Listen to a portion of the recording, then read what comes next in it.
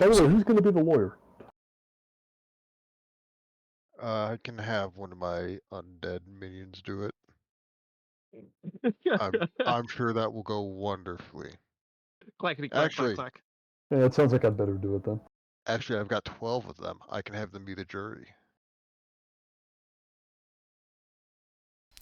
So last time you guys had retreated from the village of Mitra's Fist and made your way north to the city of Vertorm, where you poked around a bit and found out that the local landed knight, Jack Ben Bosim, makes his headquarters in the castle Mar Ladur. So you decided to go inform him about all the shenanigans going on in Mitra's Fist, only to, when you arrive, be confronted with a wanted poster for murder and horse thievery.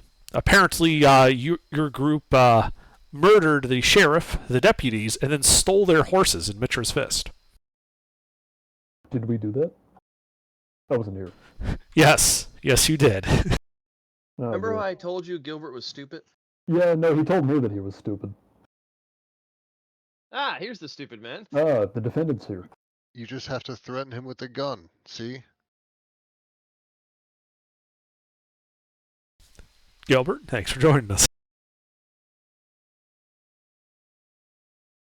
Oh no, he's dead. No comms if you're talking, Gilbert.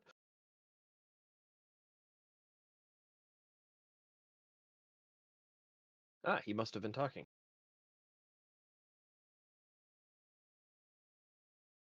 He joined, changed his name, and ran away.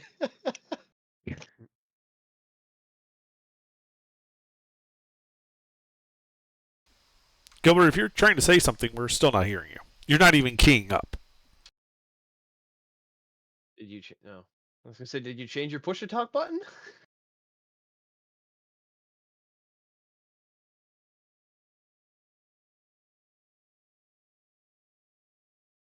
I remember when the gun emoji was actually a gun. Now it's a fucking squirt gun. I did recommend we add one as a server emoji. Yeah, like a good 6-shooter. Yeah, well, was it originally a revolver? Yeah. Oh, yeah. Yeah, 6-shooter, wheel gun, So revolver. right now we just have a bunch of totally useless CK emotes and, like, outdated meme references. Oh, There you are.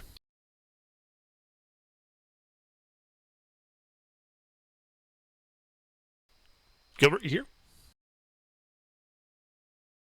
Well, we heard you say hello, but nothing else. I would hope that's the case. I only ever said hello. Ah, Okay. well. Well, I with heard you, you say you know, hello and then bark at me, Gilbert. joining and disconnecting, maybe you're having mic issues, and it worked No the first internet time. issues.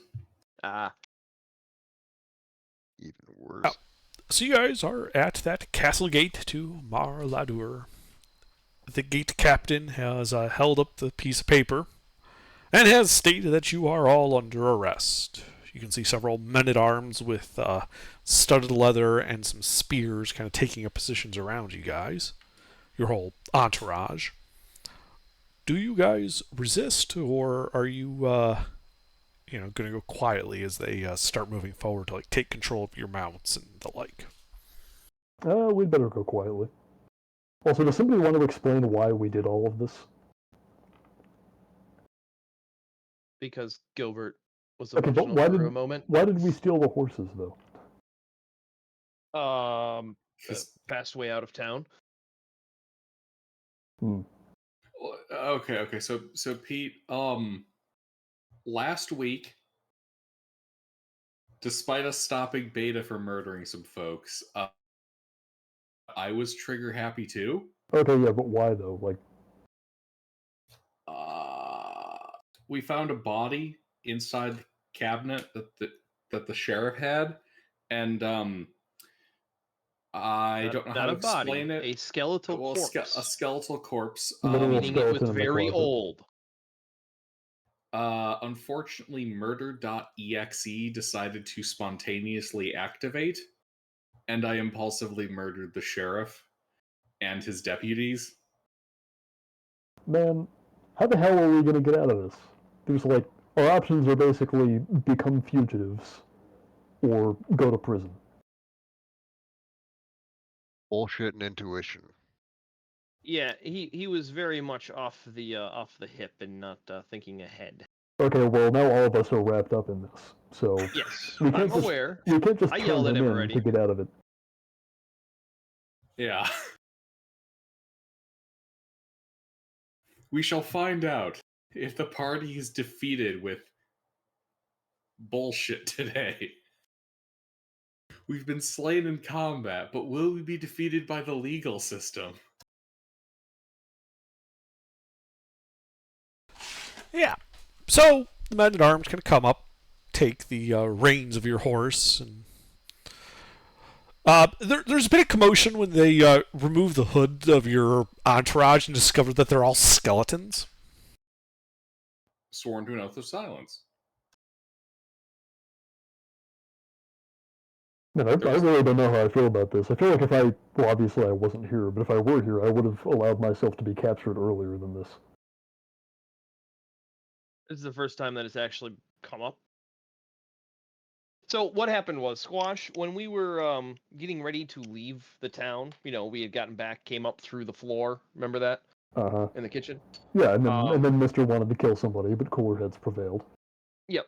And they were just random adventures. The sheriff showed up, and we explained, like, hey, there's a dungeon under your town here. And he's like, okay, just come with me. We'll discuss it in, behind closed doors so we don't cause a commotion. We joined him at the edge of town in their, their equivalent of the sheriff's office. And in there is where the horses were stored as well. We seen that when we walked in. And then in the office discussing it with him, he was like, hey, we're going to, take you to the edge of town. Don't come back. All was all well and good until Gilbert decided to open the cabinet in the sheriff's office and see the skeleton, and then decided to kill him. No, we knew that the guy was. Yes, but we already had we're gonna walk you out of town. Even if he was gonna walk us out of town and kill us, it would have been a lot easier to hide the bodies. And then murder.exe activated. I mean, we got. I don't know what you're talking about. I have no such programming. Okay, so Andre, I know I wasn't here, but had I been, I would not have participated in any of this. It was a lot of murder. I would have just law fucked off when that officers. started happening. It was a lot of murder and pillaging, and we walked away with a few horses. Also, this is the first instance of them actually mentioning that we're wanted fugitives. Underdark specified at the end of last session that it's highly unusual that the only place that this has come up is at the keep and nowhere else. It's been several days. Yeah. It's actually been like 10 days. News doesn't travel fast, but Mar Ladur is closer to Mitra's Fist than Vertorm is. You may have outrun the news to Vertorm, but there's no way you would have, it would have caught up to you by this point. You also mentioned the procedural anomaly. Yes. Could you elaborate on that? Sure. So Mar Ladur is it's a castle. And while there is a castle town around it, you guys were able to get in through the town. No one said anything. Everything seemed normal. It wasn't until you got to the central keep that this happened. This is the inner wall, not the outer wall that you're being arrested at.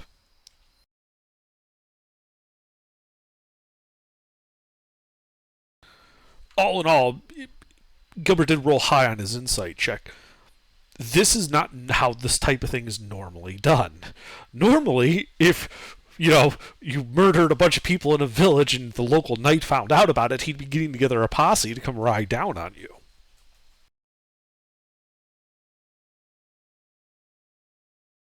Yeah, but nobody seems to be taking this any. Yeah, this is weird. Exactly. Us trying to talk to the local lord is the only point in which repercussions have occurred. At no other logical step has the local law attempted to stop us or track us or waylay us in any capacity. So you're saying the local lord is the one that's behind he's the mastermind? I don't I The didn't say mastermind that. behind trying to I arrest a think- bunch of criminals? It's more likely that they knew that the sheriff was not above the board, and he's been a problem that they just haven't had a better solution for. And now that we're here, they've done damage control. They're just doing formalities with arresting us and then having a trial. You know, this wouldn't be the fine, it's- first time that Underdark's guys have tried to arrest us for the sake of, like, PR. I mean, if No. we're- Remember if we're- last campaign? There was that whole bit where the local lord was, like, actually trying to get in contact with us, and we thought he was trying to arrest us, and it resulted in, I Yeah, think, a small fire. And that was I mean- again because And a Gilbert was riot. trigger happy and didn't hear anything out. What? I mean, I don't recall that. I You think I shot would first. also. No, I know this time, but what are you talking about the last time? Last time you shot first as well. Gilbert usually shoots first. That's so long. Also, no, he doesn't. But that's been so long, I don't actually remember that at all. I swear to God, this isn't the first time that the local government has tried to get in contact with us via arresting us. It happens weirdly often. Anyway, Also, yeah, let's just hear him out and go from there. yeah, I think we should go quietly and go through the legal proceedings. Good thing I'm a adjudicator. But Okay. I mean, if the cops were crooked and they worked for somebody that was crooked, as soon as we lose our weapons, they may just. Except for not all of us rely on our weapons. It's very true. My weapons can't be removed, so. So, when they do find the skeletons, they turn to your group and he kind of gives you a side. He's like, all right, which one of you is the necromancer? I'll wave. All right. Hi. Murder, horse thievery, and corpse desecration. Excellent. Thank you for admitting that. I would Oh. direct your gaze to these very official Ravam seals. Each of these corpses are serving penitence according to the law of Ravam. They are not local corpses. So you're saying we might have to extradite you? That would be They- permissible. Andrew, do they have an extradition treaty? No, they don't. Uh-huh. Well, I mean, Sure to remind so- him of that. So the if the guard extraditing country wants to do the extradition, then it should be no issue. the guard just looks at it, it's like, uh-huh. Well, this is Vrya, and those aren't any good here. Yeah, Gilbert, you have to think old law. I know. So, I'm more trying to be a make the shifter's law. argument. I am more Shifter's attempting law. to make the argument that the necromancy didn't occur here. But that's irrelevant. The necromancy is here. Yeah, but the corpse Regardless didn't of come where from it this took country. place. It's not a member of their country. It's not under their jurisdiction. The body doesn't belong to them. Yeah. It's not a member of their But country. it's the fact that the body exists inside of their jurisdiction. What is it, It's like irrelevant transported where over it state came lines from. or something? It's you're going Like- to catch a possession charge, Uh, Gilbert. Actually, yeah. if you look at how a lot of ancient legal systems function, where does matter, but also who is relevant. Okay, If but you're able I to think what they're convince something taking that issue with something is that you have locally these. illegal is essentially foreign and that they shouldn't be policing Yes. it, you can get quite a bit of bullshit through in ancient law codes. Yes, but that is like saying, guns are illegal in Chicago. I have bought this gun in Wisconsin. I brought it to Chicago, but guns are illegal in Chicago. So, but I bought it in Wisconsin. It's okay. I know. I am attempting to justify the presence of the necromancy. yeah, they're like, yeah, so we're arresting you for that too, and we're going to destroy those.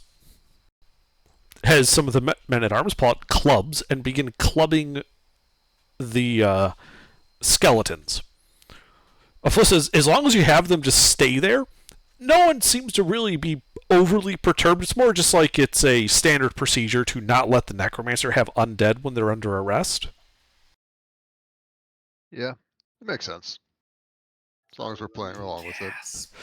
I Now, mean, are we going if- along with this, or are we turning this Yes. into a shooting gallery? Yes. No, we are going along with this.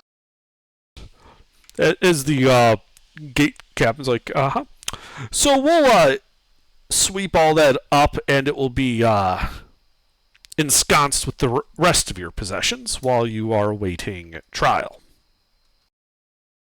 I start wrapping up my swords for them. And they will have, and once the undead are destroyed, you notice that they begin like literally using a broom to like sweep up the undead into buckets. They begin leading you one at a time into the gatehouse, where you will be thoroughly searched, and all of your possessions, except for your clothes, will be removed. If All you of my possessions, except for my clothes, you say? yes, Go so ahead, then. weapons, backpacks, all that stuff. What's up? Okay. Are they taking my armor? Yes, you will be required to disarm both Alright. arms and armor. Give me a few minutes. Yeah, like they'll give you a few minutes to like take off the armor. As long as you keep cooperating, they're willing to handle this, politely and all of that. I do not take off my belt. Beta is a nun. She will not remove her clothing in front of these gentlemen. I'm sorry. Yeah, they're not asking you to remove your clothing. Just drop your backpacks, weapons, armor, that type of thing. Essentially, you're being thoroughly searched. If you want to keep anything that isn't like a belt. How does? Okay. What about the boots of Elvenkind? They're just my shoes. Would they? No, Finish those? like clothing is fine. So boots, belts, rings, My amulet? necklaces, yeah, all that type of stuff. They're not going to care really about. They're really more looking at armor, backpacks that might contain like stuff. They don't really consider rings, jewelry, belts, boots to be a threat the way like a backpack full of adventuring gear is. What do bracers classify as? Armor. Okay, had to make sure if I was keeping that +1 or +2. No, bracers are pretty obviously like archers tend to use them. They're very obviously martial in origin, so you will be required to remove them. Same with helmets. I can't take my helmet off. It is my head. I don't think they would see it as a helmet if it's your head. Yeah, they're a bit confused about you, Beta, but ultimately they just kind of shrug and go, weird adventurers will do weird adventures. So if anyone wants to try and keep anything on their person after going through this search, now is the time to speak up. Otherwise, you will not have it. My second set of thieves' tools and my backup dagger. Okay, well, you'll need to make a sleight of hand check then for each item. Oh, for each? Okay. For each, yes. There's a chance they might find one and not the other. Beta Okay, is, we'll just do in order it- thieves' it tools doesn't- and then dagger. Yeah, Beta only has They're- a simple backpack, so I don't need any of it. She drops They're everything. in my boots, so they're not Mhm. easy to find. Clearly. Mm-hmm.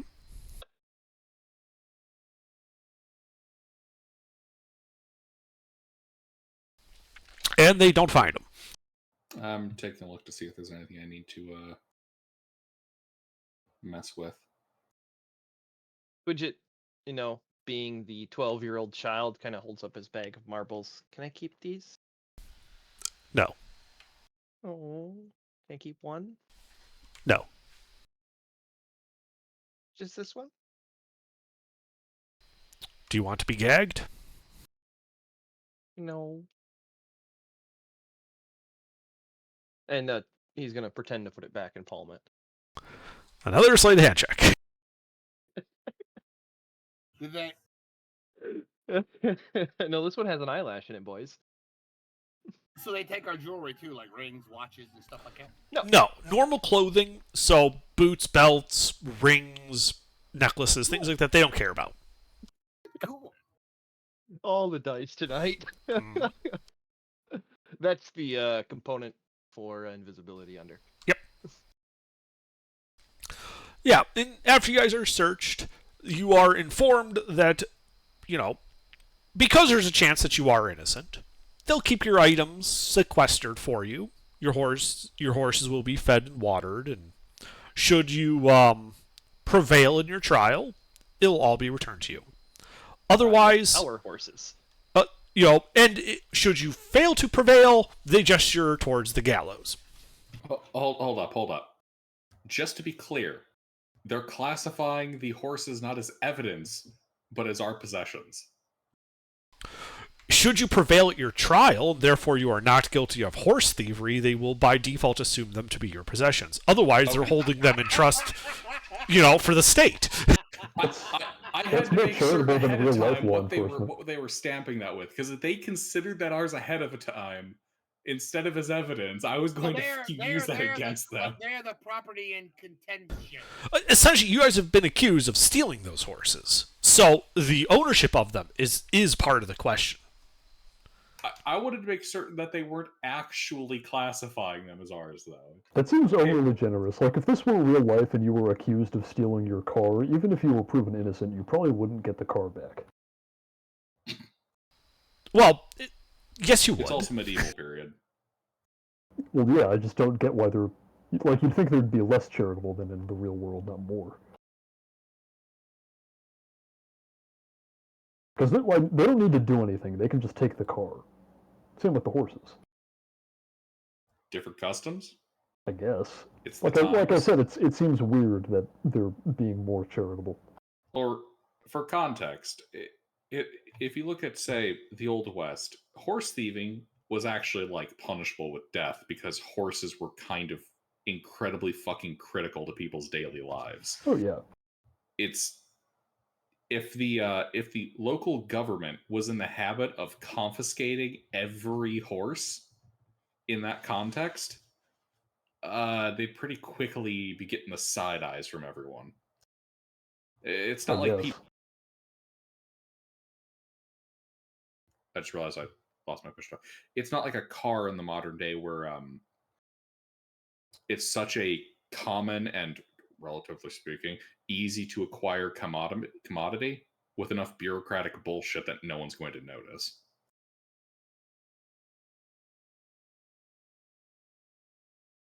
Regardless, we go through the strip search. I will never. Yeah, I don't recall Underdark saying they were strip searching the party. No, you are not touching Vega like that. You are not exactly, your habit. Mister. That's what I'm saying. At no point did Underdark say this was a strip search. Yeah, you're keeping your clothing. I was being sarcastic. Yeah, they're searching you, but more of a frisk than anything else. And then you're taken under guard to the keep, not the main doors, but the little side door that leads down below. And the dungeons are a little dank, and you're all piled into a large barred cell. There is a pile of straw in the back corner. It does not smell like it's been changed in a long time, and a bucket in the other corner. As we're being walked over there, and shortly after, depending on how long it takes to get an answer, I would be requesting resources to use in the aid. The things we would need to represent ourselves legally. Yeah, do they have a big book of law I can study? Yeah. We have to prepare for our trial. Yeah, the current law structure for We have to prepare our defense. Duo to read over. Lada's going to ask for help, ask as well, because she's very persuasive. Well, someone needs to make a persuasion check then. I should do it. I'll help. I have proficiency in it. Okay.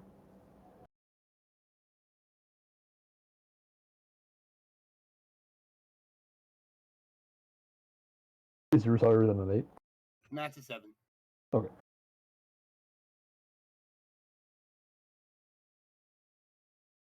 $22 on the let us read check. Yep.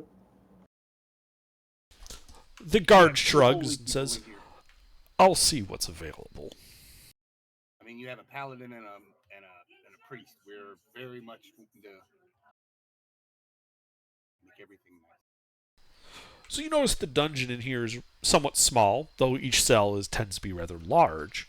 There are 3 other large cells that you can see from your cell, all of which appear to be empty. In the hall that splits the cells into 2 groups of 2, there is a table and a guard who looks to be seated on like a chair, eating a lunch. After you're secured in there, the group of guards retreats upstairs, leaving you alone with the sole guard at the table.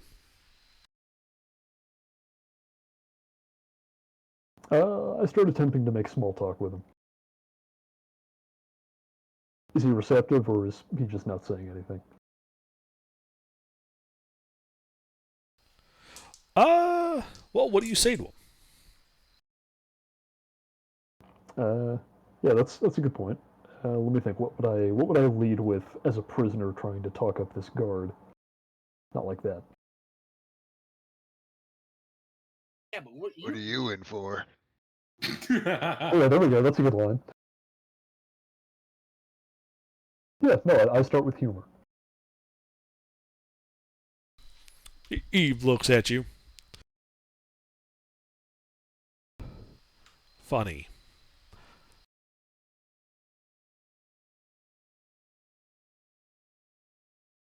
Oh, what's funny is why they got you down here by yourself. Did you just draw the short straw, or is it just your hour on duty? Well, it's my turn, and we go where we're needed. That seems fair, I suppose. Some of us seem, have a sense of duty about what we do, and don't just gallivant off and murder people. Oh, I can relate. And, I wouldn't want to share details of the case we're planning to make at trial, but I assure you, we aren't murderers. But you are adventurers. Certainly. Of that, I am unequivocally guilty. Can't say I really see the difference. No? Insight, as he's talking to him. Sure.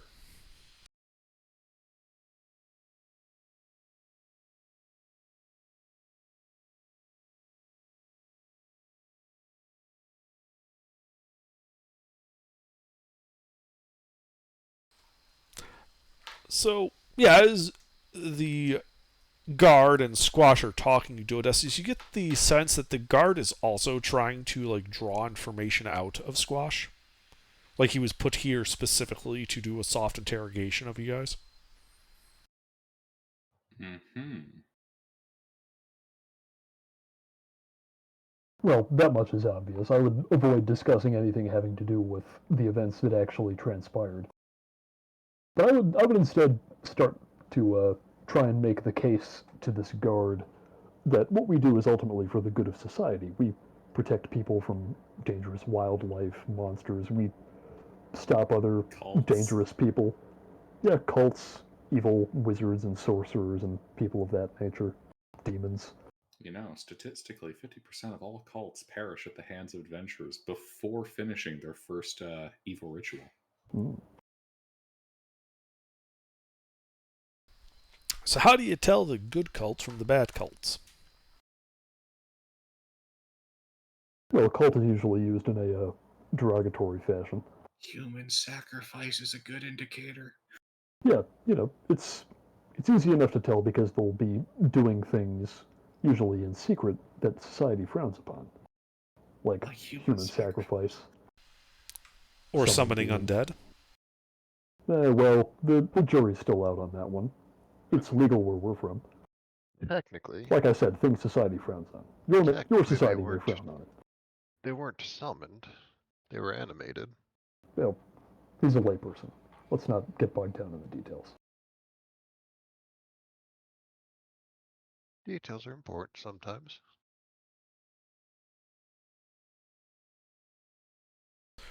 Well, I suppose everyone sees themselves as the hero of their own story. Can't blame you much for thinking you're the heroes of your own. Not really. Well, I wouldn't go so far as to say that. We're just people trying to make a positive difference in the world and earn a living while we're doing it. Wait, we earn a living? Yeah. I mean, we're still alive, aren't we? We have rations at camp. That's making a living.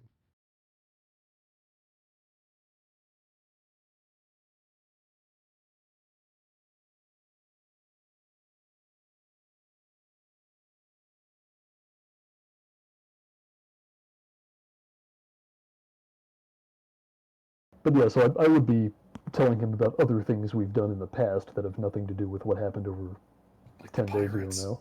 Yeah, like the pirates. and the slavers. Oh yeah, and the slavers. And all the child kidnapping. Hey, we didn't do the kidnapping. No, We all the solved all the kidnapping. child kidnappers. The Yeah. child kidnapping pirates, real bad people.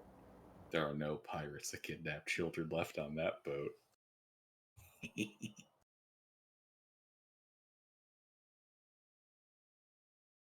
As long as he's keeping up the conversation, I would start asking him things about the authorities around here and how things usually go, since we're not from the area.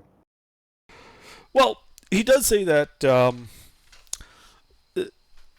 Jack Ben Bosim is getting up there in age, and while his sons tend to be the ones to ride out to keep the law in this province, for the most part, he is seen as a stern but fair ruler of the area. He kind of has his sons, like where he has three sons. One of them is always with him at Mer Lardur.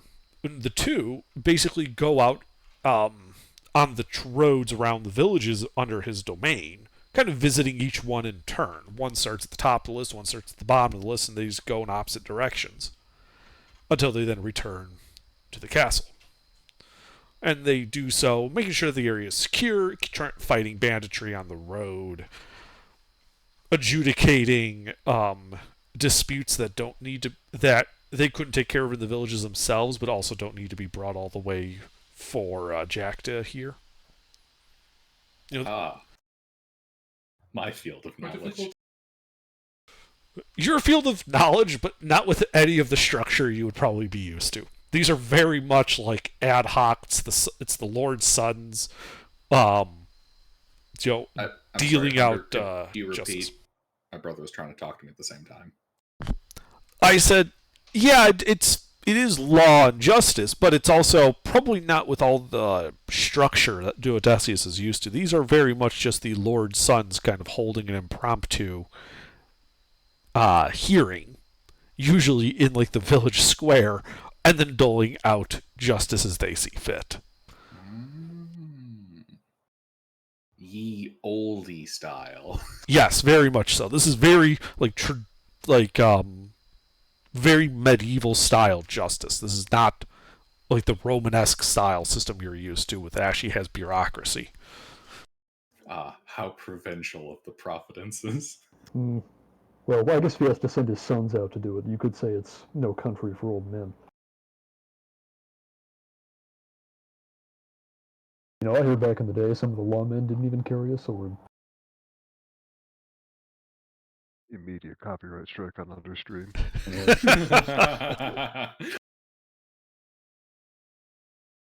How many of us are there in the party? 1, 2, 3, 5. I want to say there's like 7 of you, though a couple of you don't show up every week. Sent and Jake. Or not Sent, I'm sorry, Swag and Jake. Yes. And 7 had, adventurers. 5 to 8. So, how long are we going to stay in this cell? Well, do you say that aloud? No. This is an Until the trial, party chat. however long that takes. So are we actually going through this trial? Yes. or- Yes. Okay. How many times? Yes. Okay. Don't worry, mister. If we weren't going to take this to trial, I would have already started the mass murder. Probably. Oh, so it's the paladin keeping us from raging. Okay, I got it. Well, that's what got us into this mess. I'm trying to get us out of it. Okay. Exactly. You're in no position to accuse people of being too fast on the I trigger when want you to want point to out, though, cut a bloody path out I of do here. want to make this known that the rest of you can die from the gallows. So What? Beta can be hung all day long and it won't hurt her. I'm sure they'll find a way. I know, but I'm not going to say anything, and they're going to hang her. And Okay, well, obviously, if it comes to that, I expect you will do whatever you feel is necessary. But If Oh, that let's- happens, I'm going full crab. yeah, we're definitely. If they say guilty, going to the gallows, we are not coming out of that courtroom. They are not coming out of that courtroom. okay, well, yeah, the whole that's thing. understood. But I'm trying to find a path that involves less bloodshed here. Exactly. But he does keep up the small talk with you, Squash. You know, you learn a little bit about, you know, how this is going to look. You know, it's basically going to be the knight kind of sitting as like the high judge. He'll probably have a lesser knight present the charges. And probably read like whatever statements have been provided. If witnesses will be called, then you'll be given an opportunity to speak in your defense. And then the judge will, and then the knight will, you know, rule. Okay, did we leave anybody behind who saw what was in that closet? No, We killed everybody in that room. The sheriff and the deputies were very dead when you left. Witnesses. We killed everybody in that room. There was no one alive in that room. We walked in together, and we walked out, and they stayed in. Okay. So I'm not saying this out loud because the guard can hear no us. one knows exactly what went on in the room. They just know that all of us went in, and then only we came out. Okay. And also rode the horse. And the bodies were gone. Well, I'm not going to say this out loud for fear of the guard hearing me. But- Right. We're just updating you as to what you would have observed. Yeah. Based on what went down, I think the only way we're going to get out of this is to present a false case. Are you sure? I'm pretty certain we could just engage in completely brutal honesty that this town is absolutely by a cult of Absolutely. Set. Okay, do we think the deputies we murdered were involved in that? Yes. Yes. Okay, nobody That's filled why me we in on that. murdered them. Yes, that is why. I we kept murdered asking why you did that, and you didn't give me the actual yeah, but reason. that was he did it because of the skeleton, and it was unnecessary. Okay, so I mean, I to be- also just kind of did it because I was But they trigger were happy at the But time. they were. did you know that? Were you certain? Yes. Yes. Based on what? Pete. So for some context here, literally the whole town is in on it. Okay, but how do you know that? Because they basically acknowledged it. I literally had to kill some of them in the dungeon. Yeah, townsfolk. The sheriff was aware of the concealed entrance into the dungeon. Ah, Remember when Duodecius went missing? And you guys didn't find any trace of me disappearing outside the building? It's because I would have been taken down through the inn we were staying at. The Right. classic inn waylays travelers. It's pretty standard cult at an inn type mentality. you know, given that information, I find it very interesting that he asked me a pointed question about the difference between a good cult and a bad cult. I mean, a lot of religions start as cults. I know, but he doesn't know that's what's going on there, so it seems strange that he decided to fixate on that. Is Anyway, now I have something that I can work with. So what I'm going to do instead is we're going to present our version of events, wherein we go through this whole dungeon. You know, like, we're going in there with a noble purpose. Could somebody remind me why we went in there again? It was a long time ago. we literally have the paperwork from the church, by the way. Ah, yeah, good. We can present that. Mm-hmm.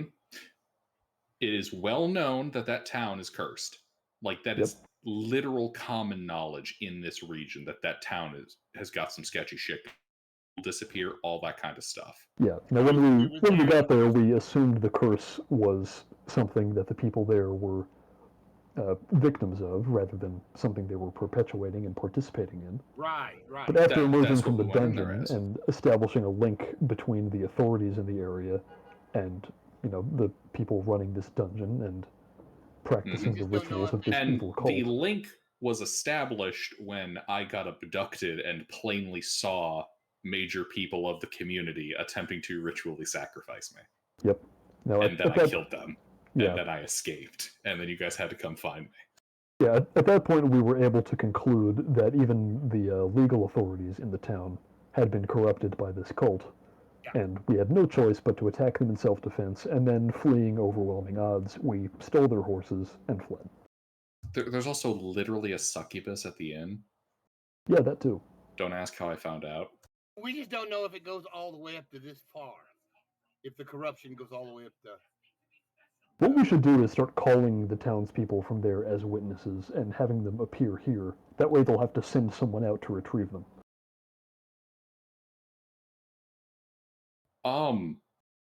I don't know, man. They got a succubus. I know, that's the point. They won't come back.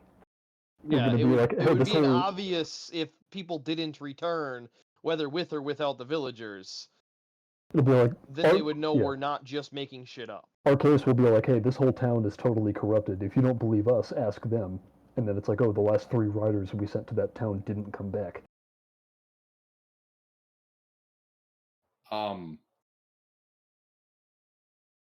Remember how the castle here found out that we killed the sheriff in that town? It's because they told them.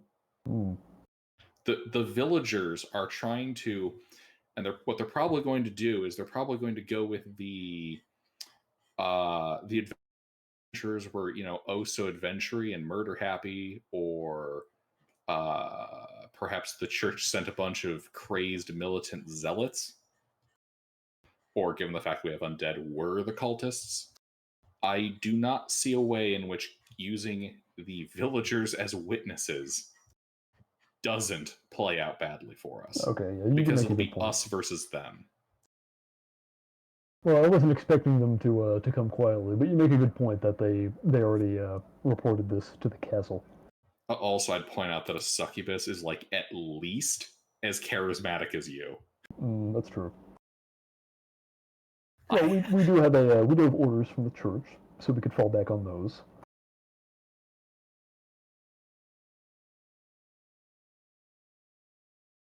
So, as the hours go on, you guys are sitting in the cell, you do notice that every 3 hours or so, that guard at the table's changed out for someone new. Right. Same uniform, same armament, just a different person. None of them are ever willing to give you their name. That's interesting. How far are we, like, in terms of number of countries from where this party formed up? Other side of the world. Okay.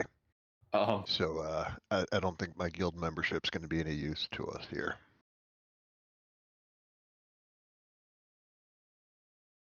You're about like 15,000 miles from where the party originally formed up. That's a little bit of a hike, I guess. You're on a different continent. we are pretty close to where the first party from the first Shielded Lands formed up. Just, on the opposite side of the barren wastes.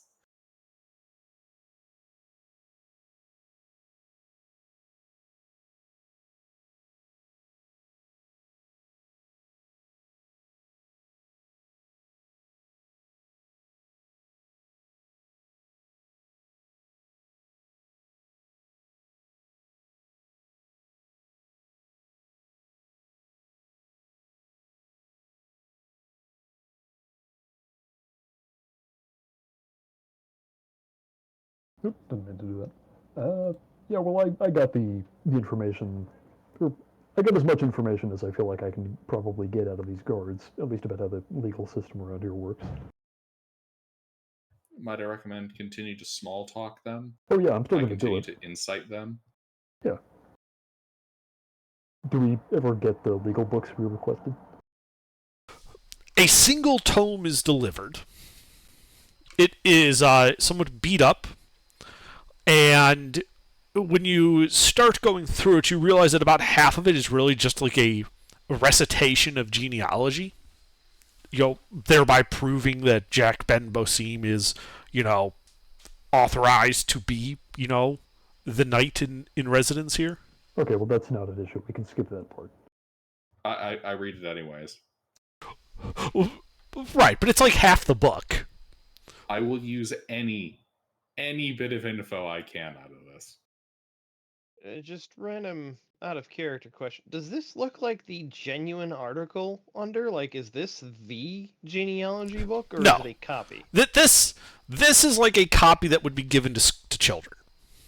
Okay. Like you need to know who the lord of these lands are, and the peasantry isn't usually given this type of thing, but this is probably like a book one of the lord's sons read from when he was a child. Yeah. And it covers like the various like rights and duties of a landed knight, and it's a very chivalric type code.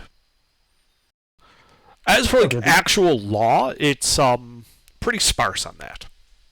Okay, what can I pull out of it? What knowledge can I extract? I would say make an investigation check. Oh, that's very cool. I do like those. Can Aphilista. I help with poring over this tome? Many thanks.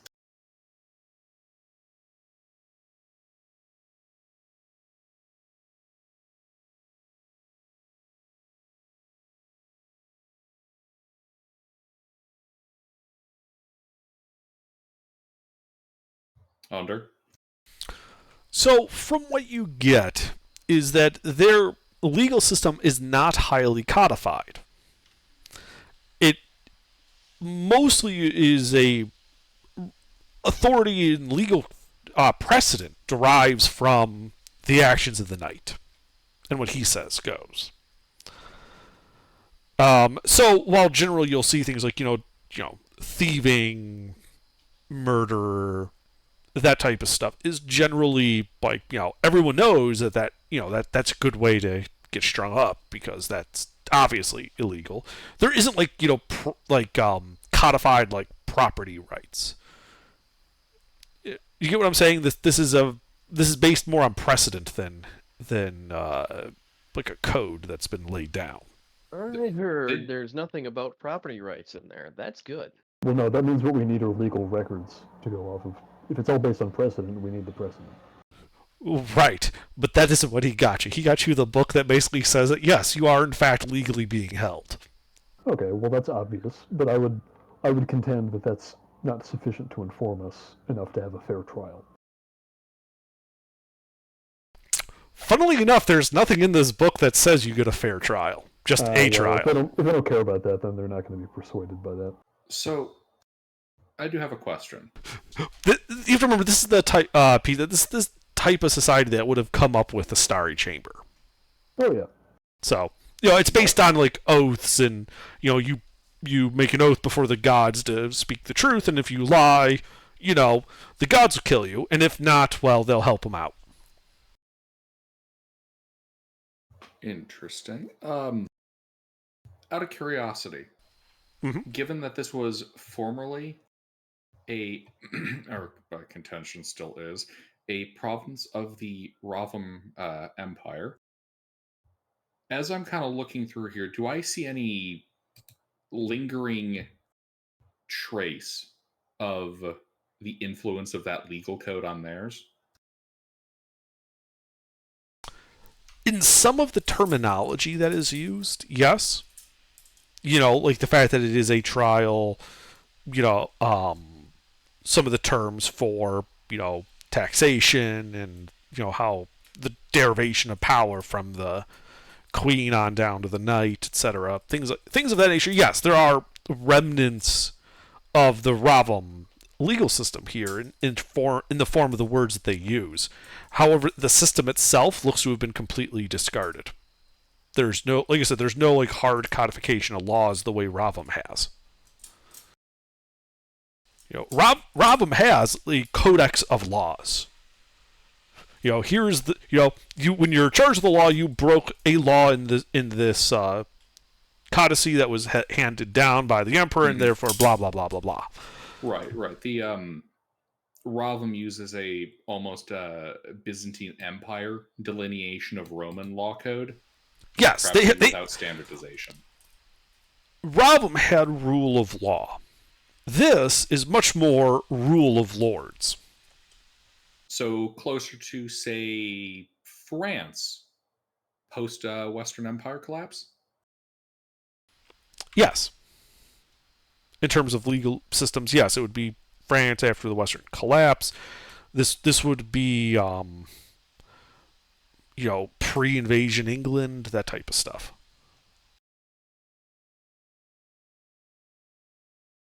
All right. And they're big on oaths. Yes, like oaths are big. You will be expected to swear an oath before the Lord that what testimony you give is true, and the penalty for perjury is death.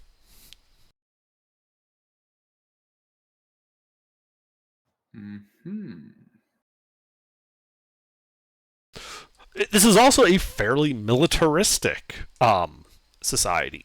Landed knights in like a single castle looking over a bunch of land is considered a more prestigious position than the burgher of a major trading port. All right. Oh, I can work with this. Mm-hmm. I'm a dude who wears armor and uses a sword. I'm just going to present myself as much as I can like one of them. And I'm going to try and dazzle them by emulating all the positive values of knighthood that this whole society is built on. Pete, from a technical standpoint, Squash is. If I recall, he's part of Goulash's genealogy. Yes, he is. So yeah. I mean, I can embellish a little bit about about his position within the royal line of the Vlorner Freehold. I won't mention how it actually works, but he is technically a prince. Yeah, don't you guys use Highlander rules? Yeah, it's Highlander rules. Hey, Under. Yes. Ruling question. So for telepathy, would a target know the source?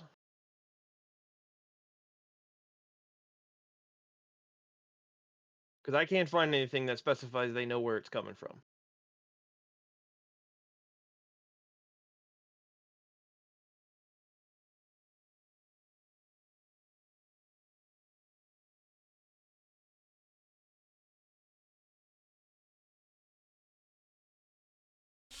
So you're talking about like the feat telepathic, right?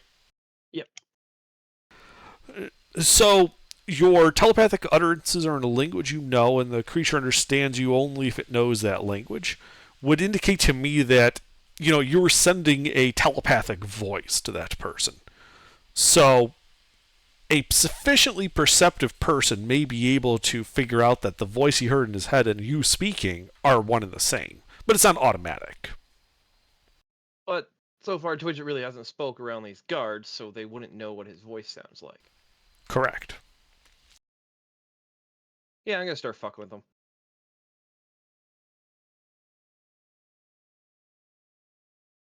Make it seem like there's a prisoner in one of the other cells who's upset about not being fed. Oh no, we're going with creepy child ghost. Oh, okay. They took all my toys. Like just completely random utterances that a child would make. Come and play with us, Danny. Yeah, stuff like that. One of us. Exactly. Yeah, so you do that. Guard gets up, looks around a little bit. The rest of you'd be kind of confused at why the guard is just like suddenly looking in like all the various empty cells. If he's looking up, I'm looking up. I'm gonna start gaslighting him. I start like subtly implying that he must be like hearing things and losing his mind, and that he's acting strange.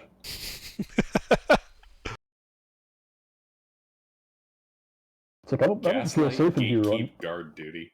I don't feel safe in here under guard of someone whose faculties are not in evidence. I'm not sure a vote of no confidence is going to get us very far here. Make a deception check. Sure. Can we say that I'm getting help from all of this telepathy? Yes. All right. Yes. Let the shenanigans unfold. Let the memes flow through you. So, he looks more and more upset. Now, you're saying all this. And he then walks to the end of the hall that leads out of here, and you hear him shouting for more guards. All right. Well, I'm just reading my book. Is there any water sources that I can see within 30 feet while he's away? Like a bucket of water sitting somewhere or a glass of water. Well, there is a bucket, but I don't think you want to drink what's inside of it. Oh, I don't want to drink it. It just needs to be water. Well, it's not. It's urine and fecal matter. It's the cell's chamber pot. Yeah, no, I mean outside of the cell. Well, yes, there is a goblet of some type of liquid that he was drinking from when he was having his meal. All right, when he walks away, I try using shape water on it. Okay. Turn it to Does it- ice. No. Oh. Ooh, actually, yeah, that's a good idea. I'll just turn it to ice. Yeah. Local But if 12-year-old it's invented wine, cooler. it won't freeze. So. Okay. Actually, It's yeah, magic, cheaper dude. wine. Yeah, just freeze the water part of the wine. And thus you invent the wine slushy. Hit new Or as I beverage. call it, But basically, yeah, wine. I'm going to use shape water. I'm going to make it as cold as I can possibly make it. Sure, yeah, you could freeze it. Like, burns to the touch cold. As cold as I can possibly make it. Then you can freeze it, like solid, I'm assuming. Yeah, it doesn't specify what temperature I can freeze it to. So as close to 0 Kelvin as I can get under. Which isn't actually very far along. The spell is not intended to be able to actually like hurt people, so. No, I'm not going for hurt. More of the shock and awe factor. Like, fuck, that's really cold. It'll be painful, but it will not hurt you.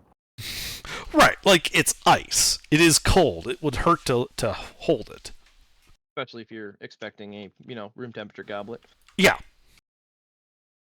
Anyway. But yeah, Yeah, you hear but the it guy is coming quick back, story. and it looks like he has 4 other guards with him. Okay. I ask them what's going on first.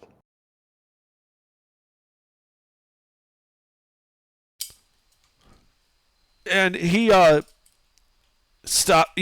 Like he was approaching the table, and he looks down at his goblet, which is now like frozen solid. Well, either your group is fucking with me, or the place is haunted. The last place we were at was haunted. And on cue, when he says that, Twidget continues with the voices only in his head. Right. Yeah, you see him like visibly flinch. Has he touched any of the other guards? No, they seem to be taking up just a position where like they're watching, so that if anything was to happen, they'd be able to respond. Mhm. The scrutiny in this area has now increased significantly. I am so unbelievably tempted to use telekinesis to help. I'm not going to, but holy shit, Ruffles, you're tempting me. But that would still require you having to have cast it at some point. Yeah, that's a Now, funny does that thing. have Magic verbal? items don't require you to do any of the visual elements. Unless they're visual elements, yeah. Yeah, right here. Telekinesis off of the ring. Spells cast by magic items don't require any components other than the magic item itself.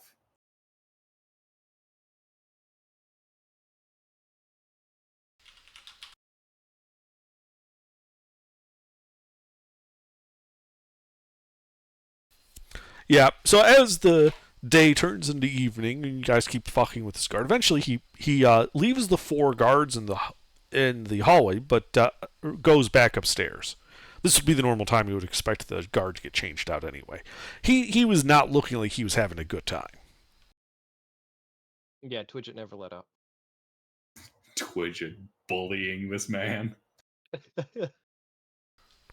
You know, the next guard that comes down is actually like the first guard. It looks like they are just like 3 of them rotating on like shifts.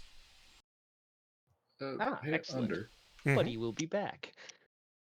Reading over this book, are there any members of this genealogy who myself or Aphlisto would recognize historically? Make a history check. Aphlisto, can I get your assistance? Is this something I can help with? Yeah, I mean, potentially you might know a name. All right, I'll help. My God! Wow. The dice Come on, tonight, Under. Under. Come on, The Under, give dice me tonight. something good here. So as you're looking back through the genealogy, you do notice that the names kind of, when you go towards like the really far back ones, start to no longer have this current naming scheme, but rather has a much more Ravam-esque names the older you go. Oh, really? And in one case, and in one of the names, like it is actually the second name in the list. You don't recognize the first one. The second one you do recognize, as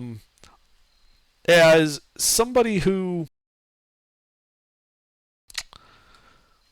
had apparently mismanaged their lands quite significantly in the Ravam area and had racked up a bunch of debt.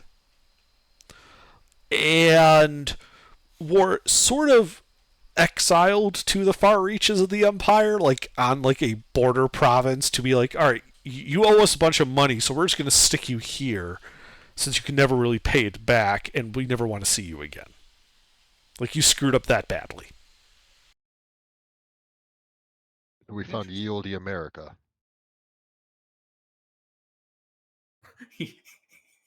Or would it be Ye Olde Australia? Ye Olde Frontier, Ohio.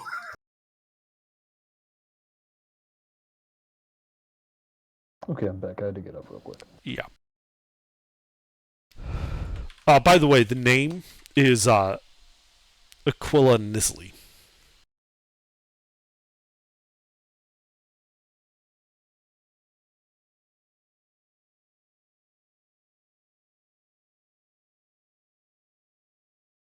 Okay.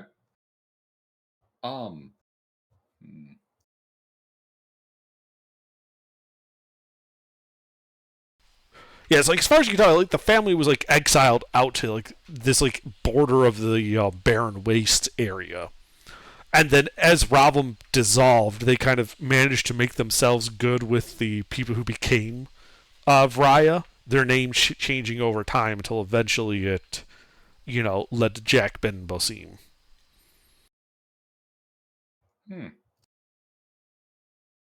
I kind of want to see the chronology of those name changes. Yeah. No, it's okay. I kind of want to know too. No. World's shittiest game of telephone. Names in the medieval times. Does this information seem like how should I put this? These folks would really know their history, like their genealogy. They're likely to know their family's genealogy. They're probably less familiar with others' genealogies. So they know that they're descendants of this guy. Yes, they might not put as much significance on that as you do, but they know that he is their forebearer, yes. Okay. No other names or people in here that would have a noteworthy enough name in history that we might have heard of them? Shit they did, standards they set? Oh, yes, actually, there is one other name. Oh, thank God. Yeah. It is actually the father of Jack Ben Bosin, Arnold Ben Elior. Okay, I might be able to work with this. Is renowned for having what made him a knight, and therefore his son a knight, is apparently a dragon came out of the desert and was laying waste to the villages around here, and he slayed it. He was an adventurer, type person when he was younger. This we can work with. And he slayed the dragon, presented the corpse to the queen, who would have been Queen Gabby Bon Gilia. And, as a result, was made a landed knight with, to oversee the protection of the lands he just freed from this, draconic menace. All right. Squash? Mm-hmm. Given the importance of personal oaths to their society, and the fact that both of us have trackable genealogy, Well, I don't know about that, but I mean, you have the direct relation to Romir, and yes. So the problem is that none of the mothers of any of Gurwash's children are like nobility. None of his children would be considered legitimate by the standards of the society. hey, out of curiosity, you said that these guys run on chivalric codes, yeah? The knights do, yeah. Okay, French or British? More British than French. Damn, I was hoping to use that courtly love concept against them. Okay. Classic Arthurian bullshit. Yeah, no, this is more like the, they owe a duty to protect the people and the lands, and they owe fealty to those above them, etc., etc. We don't need to. Right. We don't need More to go getting into at all like that. the cultural trends of what practically happens in their day-to-day. Like, thing is present in both the French and English literature. They simply have different interpretations on such things as the appropriateness of relationships between certain people, that depending on where Listen, we don't might need be to able to fill them in on play the up details squash. about that. We can just not mention it. Fair enough. Point is, both of us have landed nobility family. We can kind of use that to put ourselves on a similar social scale with. Oh yeah, no, I'm going to talk all about that. I'm going to tell them about the big war that we fought against the undead. And Beta is going to shut up about Beta's like weird paranoia about the Septimi. Unless Beta wants to get us in trouble.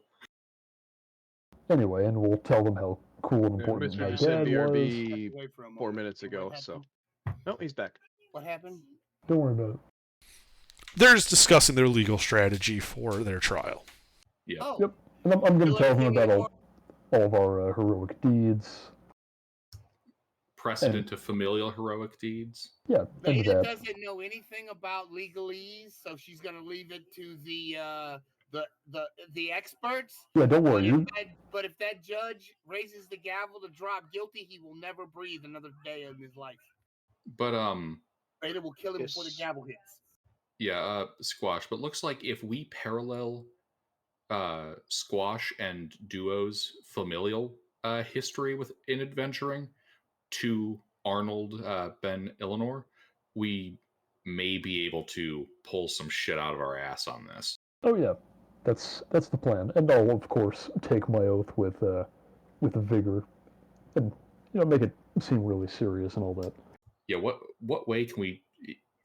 What do we know about oath swearing? What kind of oaths are there? they're swearing oaths to the same gods as like the Holy See, right? Yeah, oaths to the gods have the similar force and effect as a prayer would. So, in theory, the gods themselves are now watching to make sure you don't break that oath. Mm-hmm.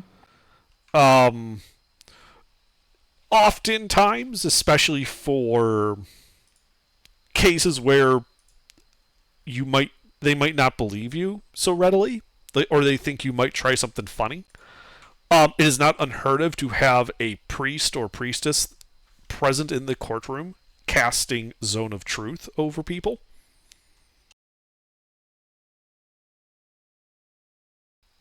To just to reinforce that oath. Like, if you already made the oath that you're not going to lie, then a Zone of Truth is harmless. I hope that they do. In fact, I would request one because I think I'm capable of making our case with probably some embellishment, but no falsehoods. There may be some exaggerating, some. I almost feel like Correct information. hyperbole would be the brother to lie of omission. Yeah, they're catty corner, Yeah. Okay, well, I think we've got our legal strategy down. We can proceed to the trial if it's going to happen. All right, I well, want to keep fucking with the guards. Yeah, you keep fucking with the guards, and they look agitated, but they do seem to be well trained enough to not just open the door to the cells or wandering in to look around. I gotta hit the restroom. I'll be right back. Yeah, but the thing is when that guard leaves, that of the 4 extras, not the replacement guy, of the 4 extras, the first guy I was fucking with brought in, I would start fucking with only one of them. Yeah, and as the evening wears on, after about an hour of fucking with a guard, he leaves and gets replaced by somebody else. And then you start fucking with another one, I presume. And then they leave after an hour or so. Eventually, you're just causing a constant rotation of guards in the area. Mm-hmm. Which disrupts sleep schedules and makes people ornery. But eventually, night does fall, and are you guys actually going to go to sleep? We can still take watches, but yeah, we'll go to sleep. Okay. Your 8 hours of rest are uneventful. You wake up in the same cell that you went to sleep in. So you guys have had a long rest, if that matters. Yeah, that's good. As you continue to sit and wait in your cell. And it feels like it's several hours before several more guards appear, unlike before. Similar to when you were first put into the cells. Ah, you've come to escort us to the court. As you recognize the gate captain at the lead, and he nods. Yes. Knight Jack Ben Bosim is ready to see and hear you. Lead the way. We are prepared to stand trial. Good. As they open the doors and begin escorting you up and into the keep. Not going outside through the side entrance you came in before, but rather up through a central spiraling staircase that eventually leads to the first floor. You're walked through a couple of hallways, and eventually, and you're under armed escort, I should mention. There's about a dozen guards here. 2 of them are in plate, the gate captain and one guy that didn't introduce himself who's bringing up the rear. The rest are just in studded leather with spears.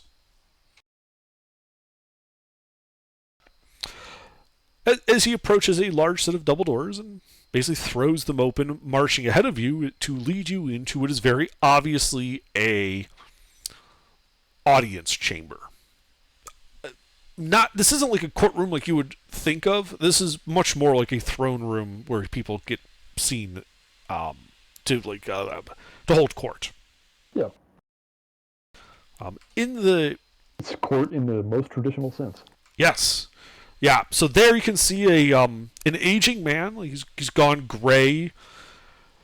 with a beard. Doesn't have a helmet on, though he is holding what appears to be an ornate, like carved gem staff. Like it's like a 10-foot tall, glistening in the light, translucent blue, like a deep cobalt blue. You can see little flecks in it. Look like it might be engraved, like even in more detail if you were to get a close look at it. Sorry, what's the name of the guy who's supposed to be overseeing this trial again? And his title? Knight Jack Ben Bosim. Could you check that out?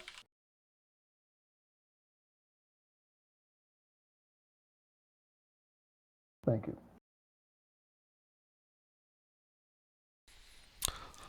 And he is like centrally seated. He's got that staff. He also appears to be wearing very, very shiny, ornate plate armor.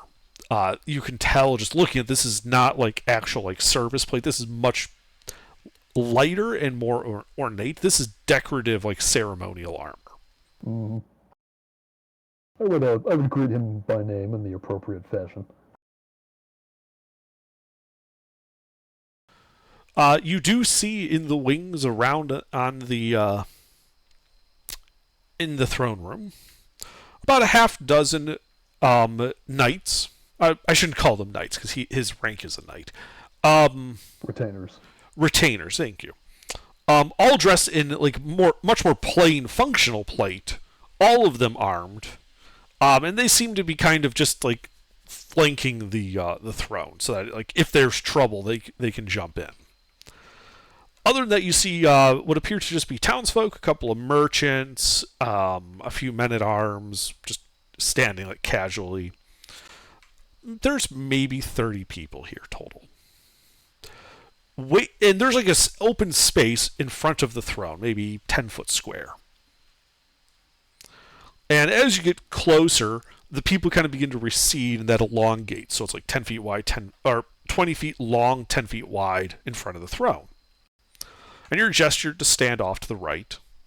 And on the left, you can see another retainer in like half plate, with a couple of scrolls in his hands. There are no seats or tables. You are expected to stand for this. Yeah, that's fair. Yeah, and as you approach, you give courteous greeting to him, and the knight says, "Yes, greetings. How do you introduce yourself? Because that would be expected in this case." Well, Squash isn't properly a knight. He would introduce himself as Prince Squash of the Vlorner Freehold. Well then, while seated on his throne, he said, "And I greet you, Prince Squash, as Knight of these lands. Unfortunately, we are not meeting under the most auspicious of circumstances. Take your place, and let us get this underway." Yep, he does as asked, silently. And when you arrived, he just kind of taps the staff on the ground, and the chatter in the background tends to drop off. Doesn't go away completely, but goes to a respectable level. As he, while still seated on the throne, you hear his voice kind of booming out of the court. "We are here to hear the trial of Prince Squash and his retinue on the dastardly charges of murder and horse thievery. My loyal retainer, Avnir Ben Bar Orion, will be presenting the charges and arguing for the land.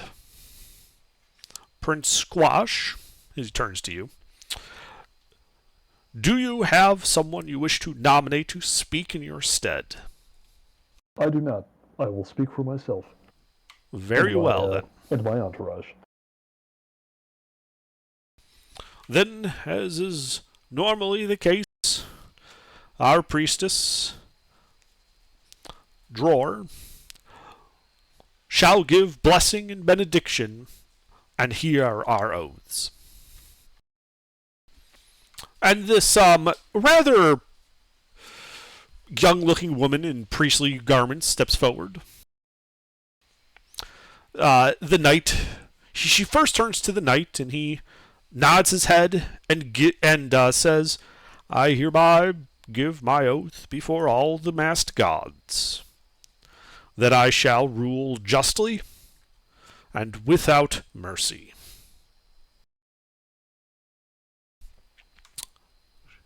The priestess nods, turns to the prosecutor,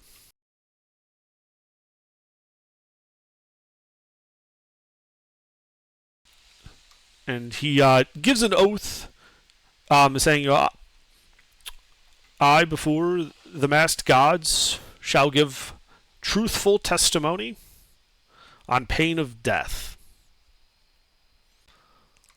And then the priest nods and then turns to you, Squash. And Squash would give his oath that he will also give truthful testimony, and that the gods may strike him down should he tell anything but the truth. Additionally, in the process of giving this oath, Squash would attempt to present himself as, like the most upstanding and formidable, respectable warrior. Everything the society values. Okay, well, make a performance check then. Yep. And I would also like to assist in my performance check by using my Channel Divinity Conquering Presence to intimidate everyone in the room.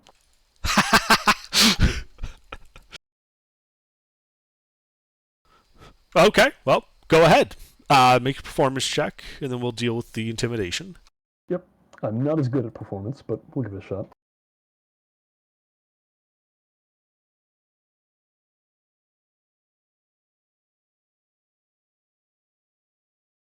Oh, goddammit. Fuck. Alright, well, I tried. And is there a mechanical thing with the Conquering Presence? Yeah, it's a wisdom save against frightened. Trying to look like Arthur comes off as Mordred. I have a meme for this. Well, I feel like I had a cool idea. Unfortunately, I rolled badly. Still, it's only an ability check. Mm-hmm.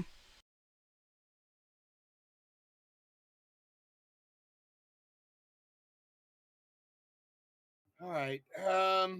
Shit. Well, So, yeah, you give your oath. People, you see, a lot of the courtiers gasping and backing up a bit.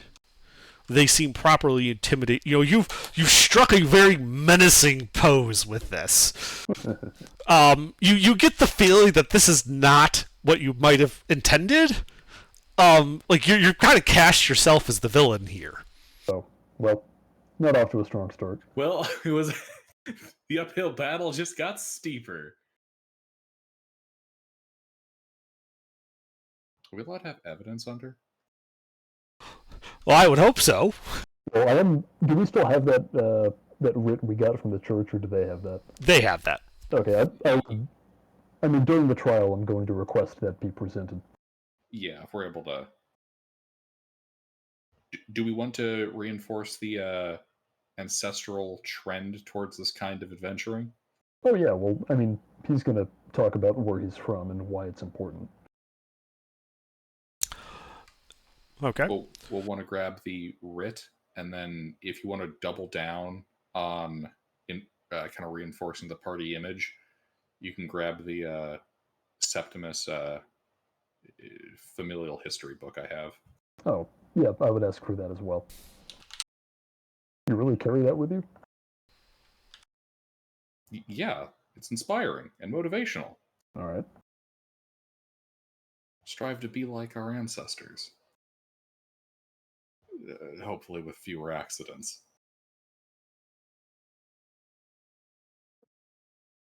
And more of it will be intentional. Yeah. Well, I think they're going to start, right? Yeah. So your oaths are given. The priestess, withdraws to the side of the knight, who then speaks again. The oaths have been given.